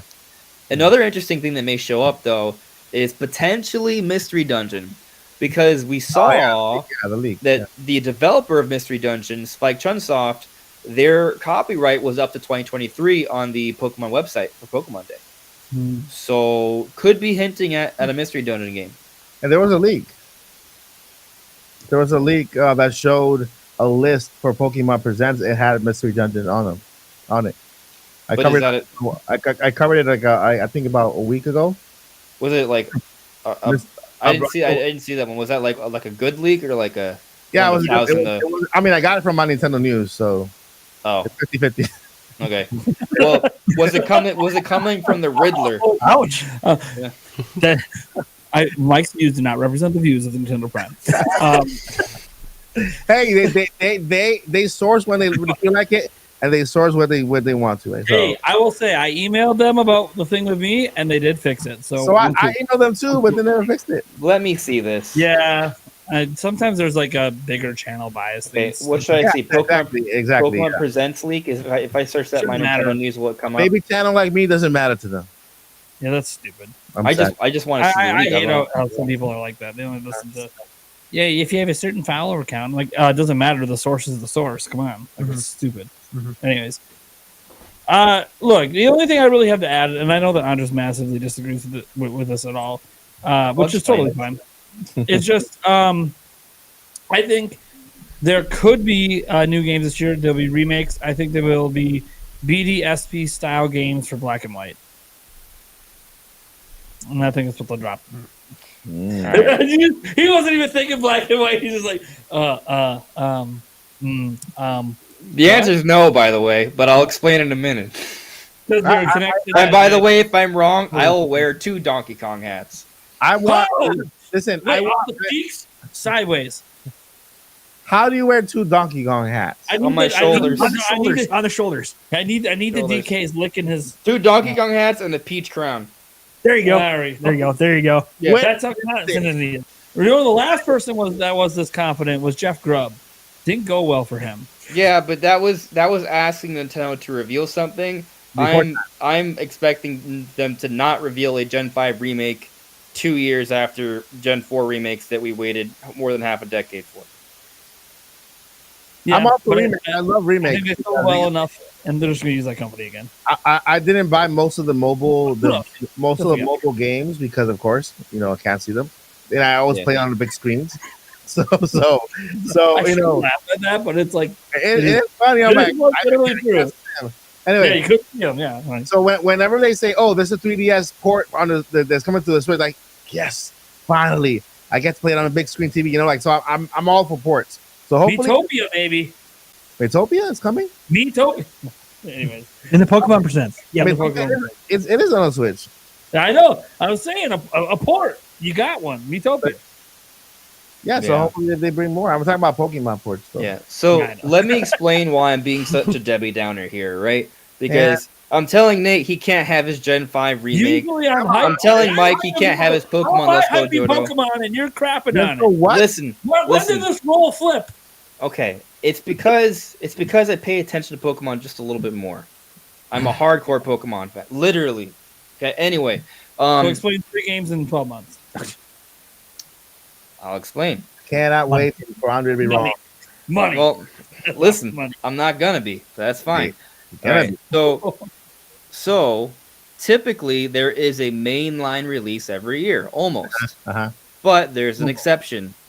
The year following a new generation, the last time they had DLC, that's gonna be their focus. That was their focus, and it's gonna be their focus this time. You know that patterns don't work, right? That they don't work. Patterns don't work. No, Yeah, actually, Mike it does was work for telling everyone about Pokemon. though. patterns, and you got Patterns wrecked. don't work. You got wrecked. The Let pattern, me the show pattern turned out Let me that show bad. you a pattern. This is a pattern right here. This is Hey man, That's what happens when Yeah, you go to because those of the patterns. patterns, he had to wear a DK costume. no. Sometimes we misinterpret the patterns, and maybe I'll misinterpret this one. Did you consider the new variable? What do you think, Donkey Kong? Is he telling the truth? What did you say, Nate? I didn't hear you. Oh, I said, did you consider that new variable that they're letting an outside company now remaster Pokemon games? Ooh. And that's a valid point. Maybe Right, see? it maybe. But You I don't doubt know it. anything, Nate. But I doubt it because they're gonna have I mean, they're gonna have an expansion pass with 2 different packs. One will be the focus in the summer. The other will be the focus in the holiday. So when do you fit in another one? Now, I'll give you this. It I'll wouldn't give you hurt this. the sales of the expansion pass. Yeah. A top-down remade Pokemon game is not going to hurt the sales of DLC for. They're a not going Pokemon to come game. out at the same time. Maybe it comes out next year, January. Maybe if they could announce in their Legends game, it could come out next January. I'm okay with that. Well, Let's go, You know what Johto. I mean?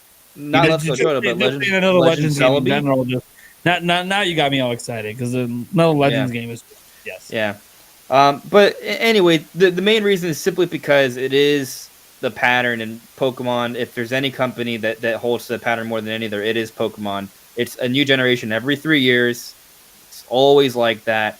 So that's what's gonna happen. Man, it's raining. I hear a lot of rain. Listen, But listen. yeah. He disagrees. Okay, he has the last word. all right. Well, I'm gonna be wearing 2 of them on both my shoulders if they announce Generation 5 remakes 2 years after Generation 4 remakes, which is not gonna happen. But I'll say this though, I do think that when it comes to spin-offs, they could announce as many spin-offs as they like. There could be a whole bunch of them, and they could be epic. I mean, some of my favorite Pokemon games are spin-offs. Pokken Tournament, New Pokemon Snap, Pokemon Stadium. Like, so there could be some hype games announced there. What do you think? Well, Yeah. No. Yeah. Mothface, you got anything? He's not with it. Your thoughts on I'm staying Pokemon away Snap? from this one. I haven't touched a Pokemon game since Yellow.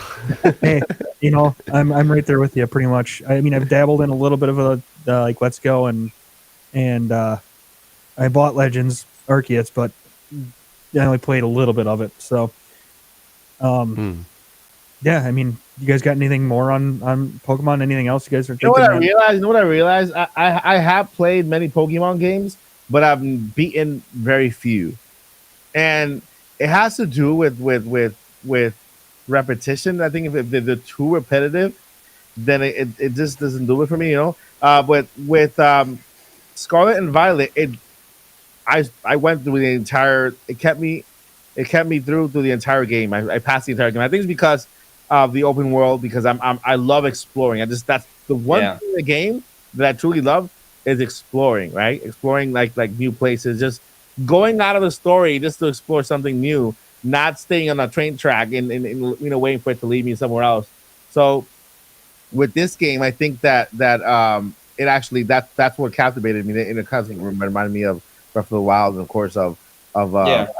you know other open world games. So I'm more of an action open world kind of geek. How do you think about Legends? Have you played Legends yet? I love Legends. Yeah, Legends Yeah. Arceus. That's the first game that I thought that I was open world, but it's more like open zone. But still, you get the illusion Yeah. of open world. Yeah. And the parts. But I love that game. It was awesome. I think that if they kept the same exact mechanics from Arceus and they brought them over to Legends, not Legends, Scarlet and Violet. Scarlet and Violet, I think it would have been a better game. But Yeah. story wise, the fact that you have 3 storylines, you can go whichever you want. That to me, I love that. I like the fact. I'm not gonna say much because I don't know if anybody has played it, but it's been a while now. The ending sequence was really good. The ending sequence is awesome. I was like, man, Yeah. it's emotional too. It's really cool. Yeah, it's a tearjerker. All I Yeah. gotta see is the puppy. The puppy got me. The puppy got me. Yo, the puppy had me on the edge of my seat the entire game. I was so worried for that puppy. yeah, man. Yeah. I'm like, I thought Mabo Steve. it was Or a is good it, I don't know how to pronounce it. Mabo Steve or Mabo Stiff. Something like that. We'll see. Oh yeah. I don't know how to pronounce it either. Yeah. But I call it what I call it Mostiff, Mabostiff, whatever. But it was Or maybe it's Mabo Stife because of the E at the end. so I hope that the next game I hope they build upon Scarlet and Violet. I hope they never go back to just the same thing that Yeah. they had before, but they continue to build on it. You know, And the DLC is gonna be exciting because it's gonna build on that. you get more yeah. stories, right? We're maybe it's something like where each DLC is just like another quest. Like you know how you had like 3 quests for the Yeah, main game, yeah. and the final part was a 4th quest. Yeah. Maybe they added another quest, maybe with a new area Mm-hmm. with each expansion pack for waves 1 and 2. That'd be awesome. And, I mean, if you look at how they handled Sword and Shield, what was cool about Sword and Shield is that they introduced the wild area, right? That was them moving the direction of more open exploration. Yeah. And then the DLC was more in that direction. It was an evolution of that gameplay. They had a better wild area. There was the island, and then they had the Crown Tundra as a second pack that was also an improvement. So maybe they can build upon the open world with the DLC. Plus, they are patching the game, so it's not running like a trashy Yeah. fire. You know what I like about I'm not gonna say modern Pokemon because I haven't played all Pokemon games, and maybe all Pokemon games are kind of the same. But what I like about the Pokemon franchise and games is that there's always something going on, even after you defeat the storylines. There's always something going on. They got raids, they got tournaments, they have new Pokemon that show up. They got the legendaries. They got It's really good if you have friends too. Yeah, I mean, I've never caught a shiny in my life. To me, they don't exist. It's a myth. People who say there's shinies out there, well, I've caught 20 shinies. No, you have it not. You just pretend. I'll give you a shiny for your birthday. Nah, man, no. No, Blue Moon gave me a shiny. I still don't think they exist. I'm like, I think she just edited the code and say, look, this is a shiny. Yeah. I mean, that is possible. It's Yeah. pretty common in Pokemon. They don't exist because I've never caught one. Not even on Pokemon Go. Not even here. I'm like, dude, what is a shiny? Where is a shiny? I've never caught a shiny in my life. They never come to me. They never come to me. you do have to pay attention because sometimes they can be really subtle now. But I haven't caught every single Pokemon. Did you complete your Pokedex in in Scarlet and Violet? no, in Pokemon Go. Oh, Yeah, I completed the Pokédex on Scarlet and Violet. okay, that's more than me. Well, there's still more because there's still more of the legendary and a whole bunch of other Yeah. ones that I haven't We're caught. gonna get new Pokemon at the presents, by the way. They're at least gonna like show off the Paradox Pokemon or announce a few new ones or some new forms. Look at Blue Mo is using the chat saying, I have 283. Shiny, they don't exist, okay? You have I 283. can the Pokedex in They're shiny Pokemon. form only. You're right. Oh god. You have 283 regular Pokemon. They're just fucking. They're just messing with you. They're messing. All right. Get to our final topic here. We have. Well, this is probably besides like presents and like future news that's coming. You know, Mario Direct and all that. Mario Movie Direct. They're not announcing a new game. Mario Movie Direct. There was a massive partnership announced this week. Some people were confused because they thought this was already announced, but technically it was just the intent.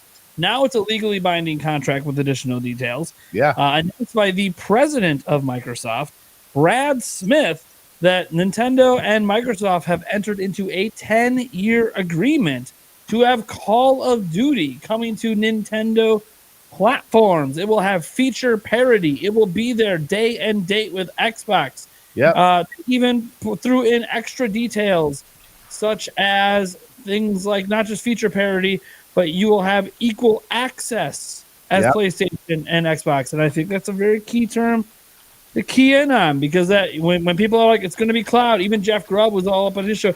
Oh, it's got to be cloud. It's obviously got to be cloud. Equal access means you have to be able to play it without the internet. Can't be cloud then. Of course, the key thing is it ever actually going to come to Switch? Because the first game in that contract probably wouldn't be till 2024 anyways. Yeah. So, what do you guys think about it? Because, I mean, I've actually had, well, you know what? I'm not going to get into the idiot on Twitter who tried to act like Don't give them Nintendo an evil don't give company them because they signed a contract. Yeah, don't give them a time of day. They don't deserve the time of day. And Well, I gave them a time on Twitter because I just knew it would give me a bunch of likes because sometimes pointing out idiots. that's fine. Sometimes I'm hunting for likes, all right? Leave me alone. When I'm going to say things like Metro Prime Remaster didn't impress me visually, I got to have my other tweet that gets those people to stay subscribed. Right. Listen, man. I'm excited about Call of Duty, right? You had to bring that duty over here because it's good. Anyway, I'm looking forward to COD. I love Call of Duty. That's my favorite franchise when it comes to shooters. You know, I played it for a while. I have it on I forgot what I have it on Game Pass, right? Game Pass that has I think it has one or two, but I don't think it's coming to the Switch. I think it's coming to the next gen console, which will be announced this year. Yes, you heard it here first. Anyway, so Call of Duty is coming for the next Switch, to the next console, but it can also be backwards compatible. No, not that one. I mean, what we can also get all the DLC is going to come with to the Switch, also to Nintendo, and even special editions. I heard too. So if they ever have special editions, will also be available. It'll be on par for Nintendo. Yeah, so it's pretty cool. I think it's a good partnership. I think Nintendo and Microsoft have been very friendly. You know, they've been kind of getting along more. You know, pretty cool. So I hope that this is the first of many contracts they signed to collaborate, because I think they're both great. You know, my second favorite is Xbox. You know, I'm debating whether to sell the Xbox or the PlayStation 5 because I don't play. You know, so I'm keeping the Xbox. But yeah, I think it's a great move for Nintendo, great move for Microsoft. I'm glad that they're working together, and hopefully we get Game Pass on the Switch soon, or mobile devices or whatever. Yeah. Well, we do have 2 rare games on Nintendo Online, so maybe we'll get a third one. I mean, but the rare games were on the Switch on Nintendo before, though, right? Yeah, but it requires Well, we don't have some all of them. Nintendo. I mean, the thing is, Microsoft owns Banjo-Kazooie. They own Rare, Banjo-Tooie. so Yeah, they own Rare. yeah. Where's my Banjo Tooie? That Banjo-Tooie would be nice. Jet Force Where- Gemini. The only one that I think doesn't have any Birthday? chance. Yeah, right. I mean, that's what I was about to say. It's like the only one that doesn't have Like, a chance. seriously, and its multiplayer is awesome. It's way better than the Xbox version of the multiplayer for that game. And having that 100%. available to play online, teddy bear ninja action, let's go. Heck yeah. I would love it. What game does Xbox have that is exclusive to them that we would want? Age of Empires. Age of Empires. Honestly, Rare Replay. A game? Oh, rare replay. Rare Yeah. Replay. But no, I mean at the caliber of Zelda. Fable. Age of Empires. So because we can make a deal right now. I'll call him up right now and ask him if we can you can have game, you can have Zelda. Listen, we can have. do not if Actually, you can pick here's the if thing, you though, can here's pick, the do thing. not pick Age of Yes. Empires. Everyone plays it on PC. It needs to be Fable. Fable. But you can, dude. I got a touch. You can play Age of Empires with a touchscreen. I don't But care why about would that. you? Selecting units. Anyways, no. But I was gonna say I love Age of Empires. I'm a huge Age of Empires fan. I've been playing Yeah. that thing since the very beginning. On your But PC. and I don't know anybody that has anything negative to say about Age of Empires. Age of Mythology, that was a misstep, but Age of Empires is pretty good. But here's the thing. You think about like Microsoft, they used to, what do they have on the level of Zelda? They just bought Bethesda. They're buying So, it, right? Elder Elder- Scrolls. There we go. Yeah, we can do a deal with it. They can have Zelda. We can have Elder Scrolls. We got That's not Skyrim, but we don't have Morrowind. We the next games in the works. Forza is also a good franchise too. They have good Forza's really popular with the Oh, people. that's actually really interesting. Yeah. So, Skyrim is what? The fifth one, right? The fifth Elder Scrolls game. Because Oblivion's number 4, Morrowind's number 3. Yeah, I think so. They haven't come out with a 6th one yet, right? They've been working on that for like a really long they time. announced it was just like a teaser. Yeah.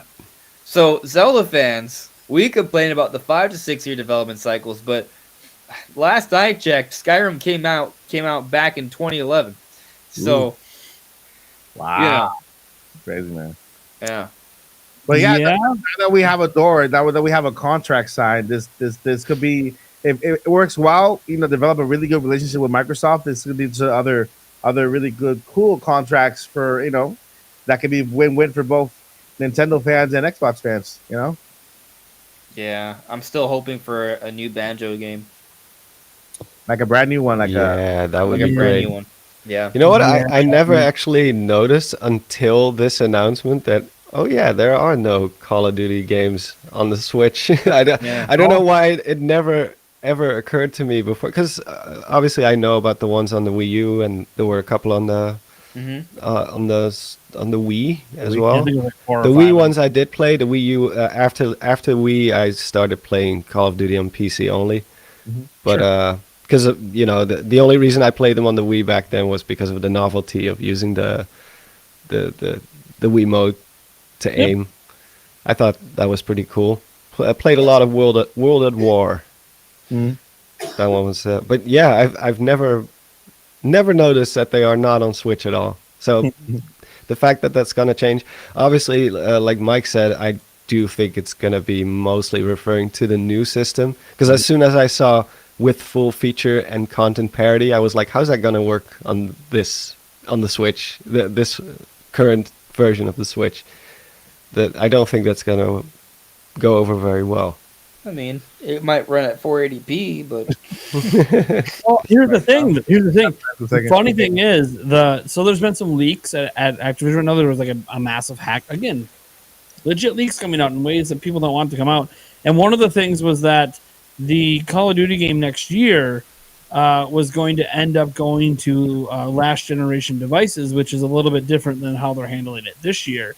And the thought is that if it is coming to Switch, that's why they're doing it. So like next year's game might not be as visually impressive because they're intentionally making it for old hardware first because of this potential contract. Which I find to be utterly fascinating if they're going backwards because of it. And that's gonna, as exciting as that might make it for Switch owners, PlayStation 5 and Xbox Series X owners are probably not gonna be very happy about that. PC gamers as well, obviously. So it's very interesting if that ends up being the case, like they're actually dumbing it down visually to make sure that it can run on Switch. Now, this isn't a podcast about the new hardware and if it'll be out next year. I think it's pretty safe to assume it will be, but who knows? Like I don't think I agree with that. I don't think I agree with that. I think what they will do is they'll have a dedicated team to work on the Switch version. They'll have the main version for those who have good PCs, Xbox Series X, and PlayStation, whatever. But they'll have the Switch dedicated team to work on a Switch, which will probably be dumped down, Don't slap me down. Slap the leaks down. I'm the messenger. I'm just throwing out there what's being shared. Well, I mean, No, the but thing is though, is that how powerful is the Switch going to be? Like, it's still going to be Switch 2 is still going to be a lot less powerful than PS5 and Series X. Yeah, but Yeah, Obviously. A lot of the leaks and reports have it like, this is just guesstimates based on chips that are actually quite old at this point. On what it could, when they were talking about the Switch Pro and what that could have been, it could be even better tech than that this time. But the chips they were looking at seem to be around close to a PlayStation 4 Pro, but not quite. And that would probably be close enough that a downport would actually be pretty good. I guess the other thing to consider is that when you look at all the ports that have come to Switch, the biggest problem is how blurry they are, right? Because low resolution. Yeah, but with even DLSS or FSR. Yeah, then exactly. So target a low frame rate so they can get the games running well, and then with DLSS they can look okay. Yeah, make it look better. Yep, Yeah. like That's the biggest thing. If they can get DLSS for like every game, that'd be sweet. Yeah. Yeah. I mean, we have seen that when they do put their when they do have a dedicated team that really does their best to make sure it's not just a simple downgrade. They actually put effort into it. It can run pretty well on Switch, and yeah, it's going to be a little bit more blurred. Like I loved Doom on Switch. Yeah, they did really good Doom and Doom Eternal. Well, they did a really good job porting that. Yeah, and the even though I haven't played it because I have it on PC, but the Metro 2023 Redux for Switch was surprisingly well done. It runs really well. They managed to capture all the atmospheric stuff. Like obviously, they had to tone down particles and draw distance and all that kind of stuff. But it looks surprisingly well, especially in handheld mode. Those games, it's an acceptable version of the game. Like people could play and enjoy it. Yeah, which is the whole novelty of those types of games on Switch to begin with. If you're gonna just play on a TV screen, you might as well just play on PC or something more powerful. But the fact that you can play those types of games like Doom or like Metro 2033 on the go, on the airplane or whatever, that's why you buy those versions of the game. Yeah, yeah. I mean, I'll say this: the Switch has replaced the newspaper in my bathroom. Yeah, exactly. Does anyone even get newspapers anymore? I don't even know. Is it? I don't remember the last time I got Not a too newspaper. sure. Besides, like free, like sometimes you get one in the mailbox that's like ads. But anyways, cool. I don't care about any of this. I just want Diddy Kong Racing. I don't care about Diddy Kong. Give me Diddy Kong. The funny thing is, like, Nintendo has the rights to it. I don't know why. I don't know. Maybe there's something else behind the scenes why they haven't re-released it. Same with Donkey Kong 64, right? Maybe like the engine it's on is owned by Rare or something. Yeah. Well, I know we have technically three Rare games on Switch. Yeah. With Perfect Dark, Banjo-Kazooie's in the NSO, and now GoldenEye. No. Well, here's the thing. Microsoft and Nintendo, they're no strangers to working together this generation. So it's kind of a, like when I saw some of the comments like, oh, Nintendo supporting, the acquisition. It's like, look, if you expect a multi-billion-dollar company to do anything but look out for their own, then I don't know what you're talking about. I mean, this isn't about the acquisition. This is, we don't have this. We think our gamers might have it. Of course, we'll sign the contract. What do we care? We don't need it. We're successful without it. But you know what? If you're going to come to us and say, hey, we'll give this you for 10 years, feature parity, we'll bring it over locally, yada, yada, this system, next system, the next two systems, however long. Hey, you know what? And this is just the beginning. Maybe we'll renew the contract. You know what? To win. What do I got to lose? Because right now we don't have it. So why wouldn't I do something for our gamers and sign the dotted line? Yeah. Does this support Microsoft's acquisition? Probably. So the only people that really seem to be mad about that acquisition is Sony. Mm-hmm. Yeah. No one else really seems to be opposed. It's just Sony. And now Sony won't even pick up the damn phone when Activision calls. So that relationship is already strained, even if the sale doesn't go through. So I don't think Sony's getting their advertising deal renewed because it expires in 2 years with Call of Duty. So assuming it's not voided with the sale, which it might get voided with the sale. But Wait, like, people are pissed about the acquisition itself or this new contract?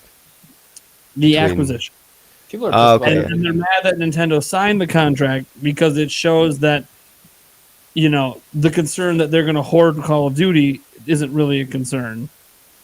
And that's the thing Okay. that's potentially holding up the deal because Sony keeps trying to argue that Microsoft's going to So, make it exclusive. This is a see, we're not making it exclusive for at least the next 10 years yeah, and type of thing. But this also has to be a conditional contract, obviously, because they technically don't well, own. yeah. It's a legally binding contract, but it only kicks in if the sale goes through, obviously, because Activision didn't sign it. At least we don't know. Maybe Activision did. I assumed that the news was that they had gone through already, because this is old news at this point. Because we already knew that they were trying. That it was the court case holding up. I thought this meant that the court case was done. No, it's not. They actually Okay. announced this the morning of a meeting they were about to have with regulators in Europe behind closed doors with Sony, because this is the first one that looks like it's going to close either in their favor or not in their favor. And literally all of the regulation, and the funny thing is, the one they're trying to close with the CMA, they are saying some weird things. Like they're trying to argue that the Nintendo deal or potential deal, Nintendo doesn't count. They're not a competitor. This is irrelevant to them, which is fascinating. It's fascinating because while you can argue maybe the Call of Duty isn't relevant, there are other Activision Blizzard games on Switch. We got the Crash games. We got Spyro. We have Overwatch 1 and 2. Like, we have games from that company that this acquisition could affect. Mhm. So to argue that Nintendo isn't part of the conversation, I found that to be very strange in those legal documents. But Yeah. what are you going to do? I personally think that this has nothing to do with the Activision Blizzard company itself. I think Sony just has a spat with with Microsoft, and they're just they're not. Oh, yeah. This is just so Sony's like, we can't make acquisitions like you. Yeah, This they're pisses not. me Yeah, they're not fond of Microsoft buying all these companies, and so they're trying to off. actually. Grouchy over losing What they're Bethesda. doing is, we're gonna make this deal even more expensive for you because Microsoft has to pay all these lawyers in order to get all these things and all these court things and dealings and everything. So It's basically, costing Sony money too, though. Yeah, Microsoft don't care. Microsoft's Mr. Moneybags compared to Sony. yeah, but it's gonna cost Microsoft more in the These end. lawyers are on retainer. These lawyers are getting paid either way. But and also, they're going to make absolute bank with Activision Blizzard coming in. They don't care how much more. I'm in for lawyer that. fees they're gonna have to- I'm for the purchase because I love Game Pass and I love what Microsoft. I'm for the purchase because of the workers. Let's put it this way. I want too. the workers to get better work conditions. Like that's how people for forget sure. that's how this all started. Activision Yeah. Blizzard messed up. Oh yeah, for Messed up bad, and someone died. Like this is a very serious thing that's being ignored by all of these legal entities. That the whole reason the sale's occurring is because the workers are suffering, and some company needs to come in and change that. If not Microsoft, somebody. So like, it's frustrating that I feel like the main narrative that caused this sale in the first place seems to be being forgotten in the conversation, as it becomes all about fanboy wars and Sony fans and Microsoft fans and everyone. Like, this is bigger than us. Yeah. Agreed. Like someone died. Can we put some value on someone getting committing No, 100%. suicide over their treat? Like it's sickening to me that that's like being forgotten in the conversation. Mm-hmm. But That's crazy. Mhm. Yeah. anyway, I just want Game Pass. yeah, Game Pass is like one of the greatest deals in gaming, and for sure. and Sony has brought that up as like we can't compete with Game Pass kind of. So like this is so unfair. That's You know what's funny? I know what's funny. I said, look, if this deal gets successfully blocked, you know what's next? Okay, fine. We can't buy them. Well, we're going to get Call of Duty on Game Pass anyways because we could just sign a contract with them and pay them a fat check. Exactly. Like we've done with everybody else. Right. Well, Sony can kind of start their own Game Pass type thing too. I mean, it's No, they claim it's they can't. bullshit. It's not. No. They have some sound reasoning. Sony is not as cash flush as Microsoft. Microsoft's losing money on Game Pass. Yeah. Sony can't afford to lose money like that for years on end to compete. Because Microsoft took the Netflix route. Netflix lost money for a decade, lots and lots and lots of money. Microsoft can afford to do that, to come out on top. Sony can't. So they are like completely different sized companies. And that's what Sony's more worried about. Now, I will say this. Sony, look, you don't want to do day one Game Pass and compete. That's fine. All your games are 50% off within 2 months anyways. At that point, throw them out of service and call it a day. It'd be close enough to competing. Would you end up hurting sales? Maybe not, because you have the day oneers that don't want to wait. So, I don't know. I know they eventually put it on PlayStation Plus like a year later anyways, but that's a year later versus a couple months. Yeah, Horizon Forbidden West just got on their service. Yeah. So Sony does have a different way of doing it, but I don't know.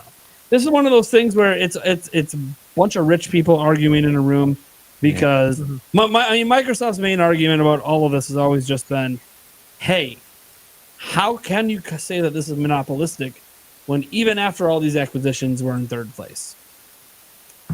I mean, yeah. I mean, it's a fair point. Microsoft basically arguing we spent all this money and we still suck. So how can this do anything else? But, Yay, mediocrity! yeah, we're mediocre. But I mean, that's the truth. I mean, we spent all this money already and we still suck. So, ergo, buying this might just make us suck a little bit less, and maybe not. Like their biggest argument, and Phil Spencer put this out, is like, how can you call us a monopoly when you're the market leader? And Sony's been consistently the market leader for so long compared to Microsoft that they're like, Sony's just worried about losing Call of Duty money. Okay, but you're on top already. Sorry, somebody else wants a piece of the pie, kind of thing. That's like, And that's also one game. Yeah. I mean, I will say, if this deal does go through, though, I don't think Microsoft's going to be able to make any other major acquisition like this again. I think this. yeah, will be probably it. not. I don't think they'll be able to buy anything this big again, because if they're already having a hard time pushing this through, imagine that EA, they want to go get EA. Yeah, that's not getting approved. It's not going to happen. Then But Nintendo. they'll probably buy other things. I don't even know if they'd even be able to buy 2K, stuff like that. So they won't be done buying companies. They'll just be smaller ones, basically what I'm saying. Okay. All right. Well, I think that's going to do it for today's podcast, everyone. You guys are tuning in to episode 9 of that Nintendo Prime podcast. As always, links to everyone is down in the description. If you're listening to the audio version, we have a link to the video version that has the links to everyone's channels. It gets really weird on all these different podcast services with links. So, but before we go, we got a chance for everyone to shout out what they're working on, what they got coming up, and where they can find you. So, Andres Restart, we might as well go with you since you're up there in the big box. I'm in the big box. Well, you will be soon. You will be soon. Okay. So, there may or may not be a recording that is edited that will have me and Nate having a little chat about our Twitter exchange today. I'm preparing for the hate. It'll be fine. But yeah, so I there don't may read your comments. It'll be fine. maybe a little bit of a graphics debate. You may see tomorrow. I am thinking that I have a strategy for this Zelda leak situation. I may have something coming out, but I'm going to be very careful about spoiling things. So I'll make my messaging very clear tomorrow. But so there's Zelda and Metroid videos planned in the coming days. So stay tuned. There we go. Monster Base, you want to tell me what you got going on and where they can find you? Yeah, the big box. There you go. Yeah, welcome. I told you it'd be soon. Yeah, so for those who don't know yet, I run a Zelda-focused YouTube channel. I have covered some Elden Ring and some other stuff too, but the vast majority of my content is what I would call cinematic Zelda theories and game design analysis, stuff like that. I upload a couple of times per month, depending on the size of the projects themselves. So if that sounds interesting to you, just I guess go give it a watch. As I've stated, I'm not going to be touching the leaked footage or the leaked. I'm not going to be discussing it, but I will, like Andre I will devise some sort of strategy to get around them I got a hot take. in a good way. Maybe it's not even that hot of a take. Monster Maze is the best Zelda YouTuber on the internet. Wow, thank you, man. That's Yeah. saying a lot. I actually honestly mean that. Like, I love Zeltic. Zeltic's great. You're number one to me. Zeltic is the Yeah. king. Zeltic's also amazing. Yeah. But yeah, thank you. Thanks a lot. That means a lot to hear. In general, I always feel humbled when people name me in the same sentence with like Zeltic and a couple of the other guys that maybe you guys are not too familiar with, but like in the Zelda community, they are like the upper echelon of the Zelda theorist community. So it's always cool when cause I used to watch these guys, you know, the back when, like long before I started my channel, I used to watch all of these guys, and now I'm talking to them and being in calls with them, theorizing with them. I'm like, how did I get here? so Yeah. But yeah, thanks. That means a lot. I mean it. Nice. Oh, let's see, Eric. Where can they find you? What do you have going on? You have one thing, What? PAX East. Yeah, I mean, You will see There's him in that. some videos in Yeah. PAX East. yeah, there's that. Oh, but mostly. I don't Yeah, know. say, come on, I got you a ticket, damn it. Yeah, I mean, yeah, there is that. Yes, we still have to make all the arrangements and everything, but yeah. Yep. Yeah, so that's it. And they can find you on Twitter. Twitter, email 8790. He will read every tweet and probably respond to them. Yeah, probably. Unless you really antagonize him like Corey does once in a blue moon. Yeah. He really tries to drag it. Then it's painful for me to just like, God, I gotta actually pull up the keyboard on my phone and type in. Oh, in it's and- so difficult. Oh, It's like God. sending a text It's message. like pulling a tooth. It's Twitter. It sucks. Yeah, I'm not sure too many people love Twitter. All right, Mike Odyssey. What do you got going on? Where can they find you? What is welcome to the Nintendo Prime this is the end. Right. Well, I'm glad to know you're ready to host it if I'm ever just dying. Anyway. Well, this Saturday we're hosting a live stream. We're having a Mario Kart tour and the Fall Guys tour to celebrate our 20,000 subscriber milestone. And I'll be announcing the Switch OLED winner. They get to pick the Splatoon edition or the Pokemon edition, and then whichever edition we have left, that'll go to our 30K subscriber milestone video. We have that going on. My channel, if you is a friend channel. Okay, it's like friends. I don't talk lore. I don't talk things like that. I just talk news with a little bit of entertainment, and just like to have fun with you guys. It's a family friendly oriented channel. So if you have kids, you His can. intro and outro alone is worth every video watch. Oh, I love listening to his outro. Oh, I'm like walking around my phone. It's like, oh, all right, video's over. I'm just gonna more like people jam through tune a out little during bit. the outros, not his videos every time.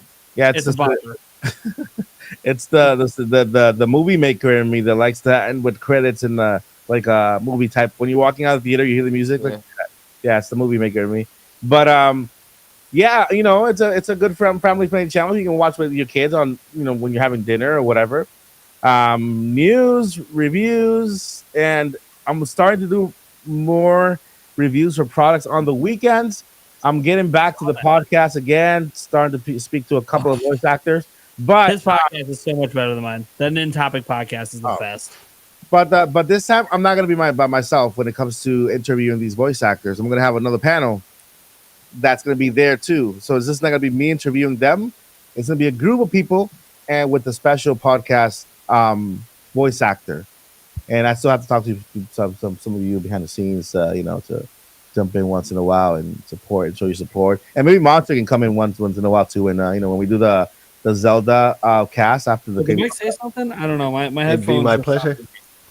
Yeah, so yeah, I mean, we already have the panel for Super Mario. They're gonna be here next month in Orlando, where I live, around the area. So we're gonna try to do that podcast live with them on the table. Very nice, right? And a lot more fun stuff coming soon. So I'm gonna start streaming soon because I got my stuff ready. Got my stuff put together, and I'm ready to start streaming. Making me jealous with little videos showing me how well streaming runs, and I'm just sitting here What was that? fighting my laptop. Dude, I fight my laptop every day to get my streams to run. It's Yeah, man, but you're getting a Mac Studio, dude. Those days are over. Now you're about. well, I'll believe it when they actually charge my card and say it's shipped. Oh, okay, yeah. But yeah, I'm gonna start streaming pretty soon. I think I'm gonna pick Fridays since Nate doesn't stream on Fridays, or Andre. Do you guys still stream on Fridays? Try to pick a day that I don't compete with you guys because I want to make sure that you guys, I don't want to take all your viewers away. Please don't. If you wonder why he doesn't stream when I'm streaming, he's just It's the opposite. It's the opposite. I have 100 viewers. They start streaming. I got 10 viewers at the end. Like, hey, okay. I'm sorry, Mike. But yeah, My schedule, okay? On Monday nights when I'm streaming, I notice my stream will drop by like 30. It's like, oh. Is that when I go live? Is that when I go live? Oh, well. Or it could also just be that it gets getting I'm later. not trying to hurt your cast. I'm sorry. to be honest, to be honest, I keep both you guys open on different tabs just so that I can, apply the view and help you guys with the number, and also I go back and forward just listen to your. All right, guys. My Monday streams are changing. We will just be live reacting to Andre's Research podcast. Everyone's just gonna watch my podcast on your channel. And he takes all the revenue. Hilarious. I mean, it would be that funny for you. I'd be like down to like 10 viewers because they're all watching on my side. Nah, it's fine. Podcast has actually been doing solid, so I'm. Yes, it I'm not has, man. I've complaining. noticed. It's been doing good. Yeah, numbers. very happy to see that. Yeah. Yeah. Really glad to see that doing well. And Andre, my schedule's already been pretty clear now. I'm actually not working for a couple of I'm on leave of absence now. So whenever you want to reschedule I know you wanted to have me on a while back. Oh yeah. Yeah, but yeah, I'm not. By the way, guys, as of last week, I am technically full time on YouTube. Just because I took a leave of absence because of my eyesight. I couldn't take it anymore. I'm losing my sight as it is. Well, Masha doesn't know this, but I'm actually legally blind. Can't see through the right eye, 50% through the left eye. That's it. Okay. Yeah, so I work for Apple and I had to kind of stop working until I get surgery. And I don't know when that's gonna happen. So I took a temporary leave of absence. Don't know when I'm going back to work, but I'm just dedicating my time to YouTube now while I can, and resting my sight like crazy. I really needed it. But yeah, I got some free time doing video. I released 2 videos today, so that's something new for me. Yeah, I was like, Nothing stopping you there. welcome to full time, buddy. Right? You're beating me. I got a fat 0 out, and I've been full time for months. Yeah, but yeah, I mean, it's I'm yeah, that's what it is. I kind of been already full time, daily videos. We know with the full time job is still, it's like A lot. it's a lot, So yeah, there you have it, guys. I'm talking too much. Let me just shut up. That happens, doggy. When you have a crew like we have, it takes a bit to sign out. I'll make sure I'm subscribe to Mike Odyssey. My Odyssey. Anyways, We're just gonna play the jingle of the channel. yeah, just drop. I gotta create a jingle of my own then. Yeah, dude, I I have a love few it. jingles. Look at this. Nintopic Podcast, all things Nintendo. With Mike Odyssey, we're talking games like Super Mario. Hell yeah, That That is is so good. Awesome. yeah. He's got some bangers over there. Yeah, All right. I have a Hollywood brain. I have to do things Hollywood way. The Hollywood way. And I have to do it my way and create the most complicated setup on YouTube. How you guys doing? I'm Nintendo Prime. You know what's up. Subscribe to me on YouTube. If you're listening to the audio version, you don't know who I am by now. I don't know what's wrong with you, but you know what? Nintendo Prime Podcast is even better when you watch the video version. Assuming that you can watch it. I don't know, everyone's got the bandwidth or all this stuff to do that. But if you do, it's kind of crazy. Every now and then, like we had a special podcast like 2 or 3 episodes ago. We were showing footage from the Nintendo Direct live during the podcast. And that is something we can do. What? Of course, today we talked about leaks and we weren't going to show them because I told you guys I wasn't going to show the images again. So they're never going to show up again on my channel. But that doesn't mean Mike's voice. Yes! Yes! Yes! I only showed him 3 times before I stopped. Anyways,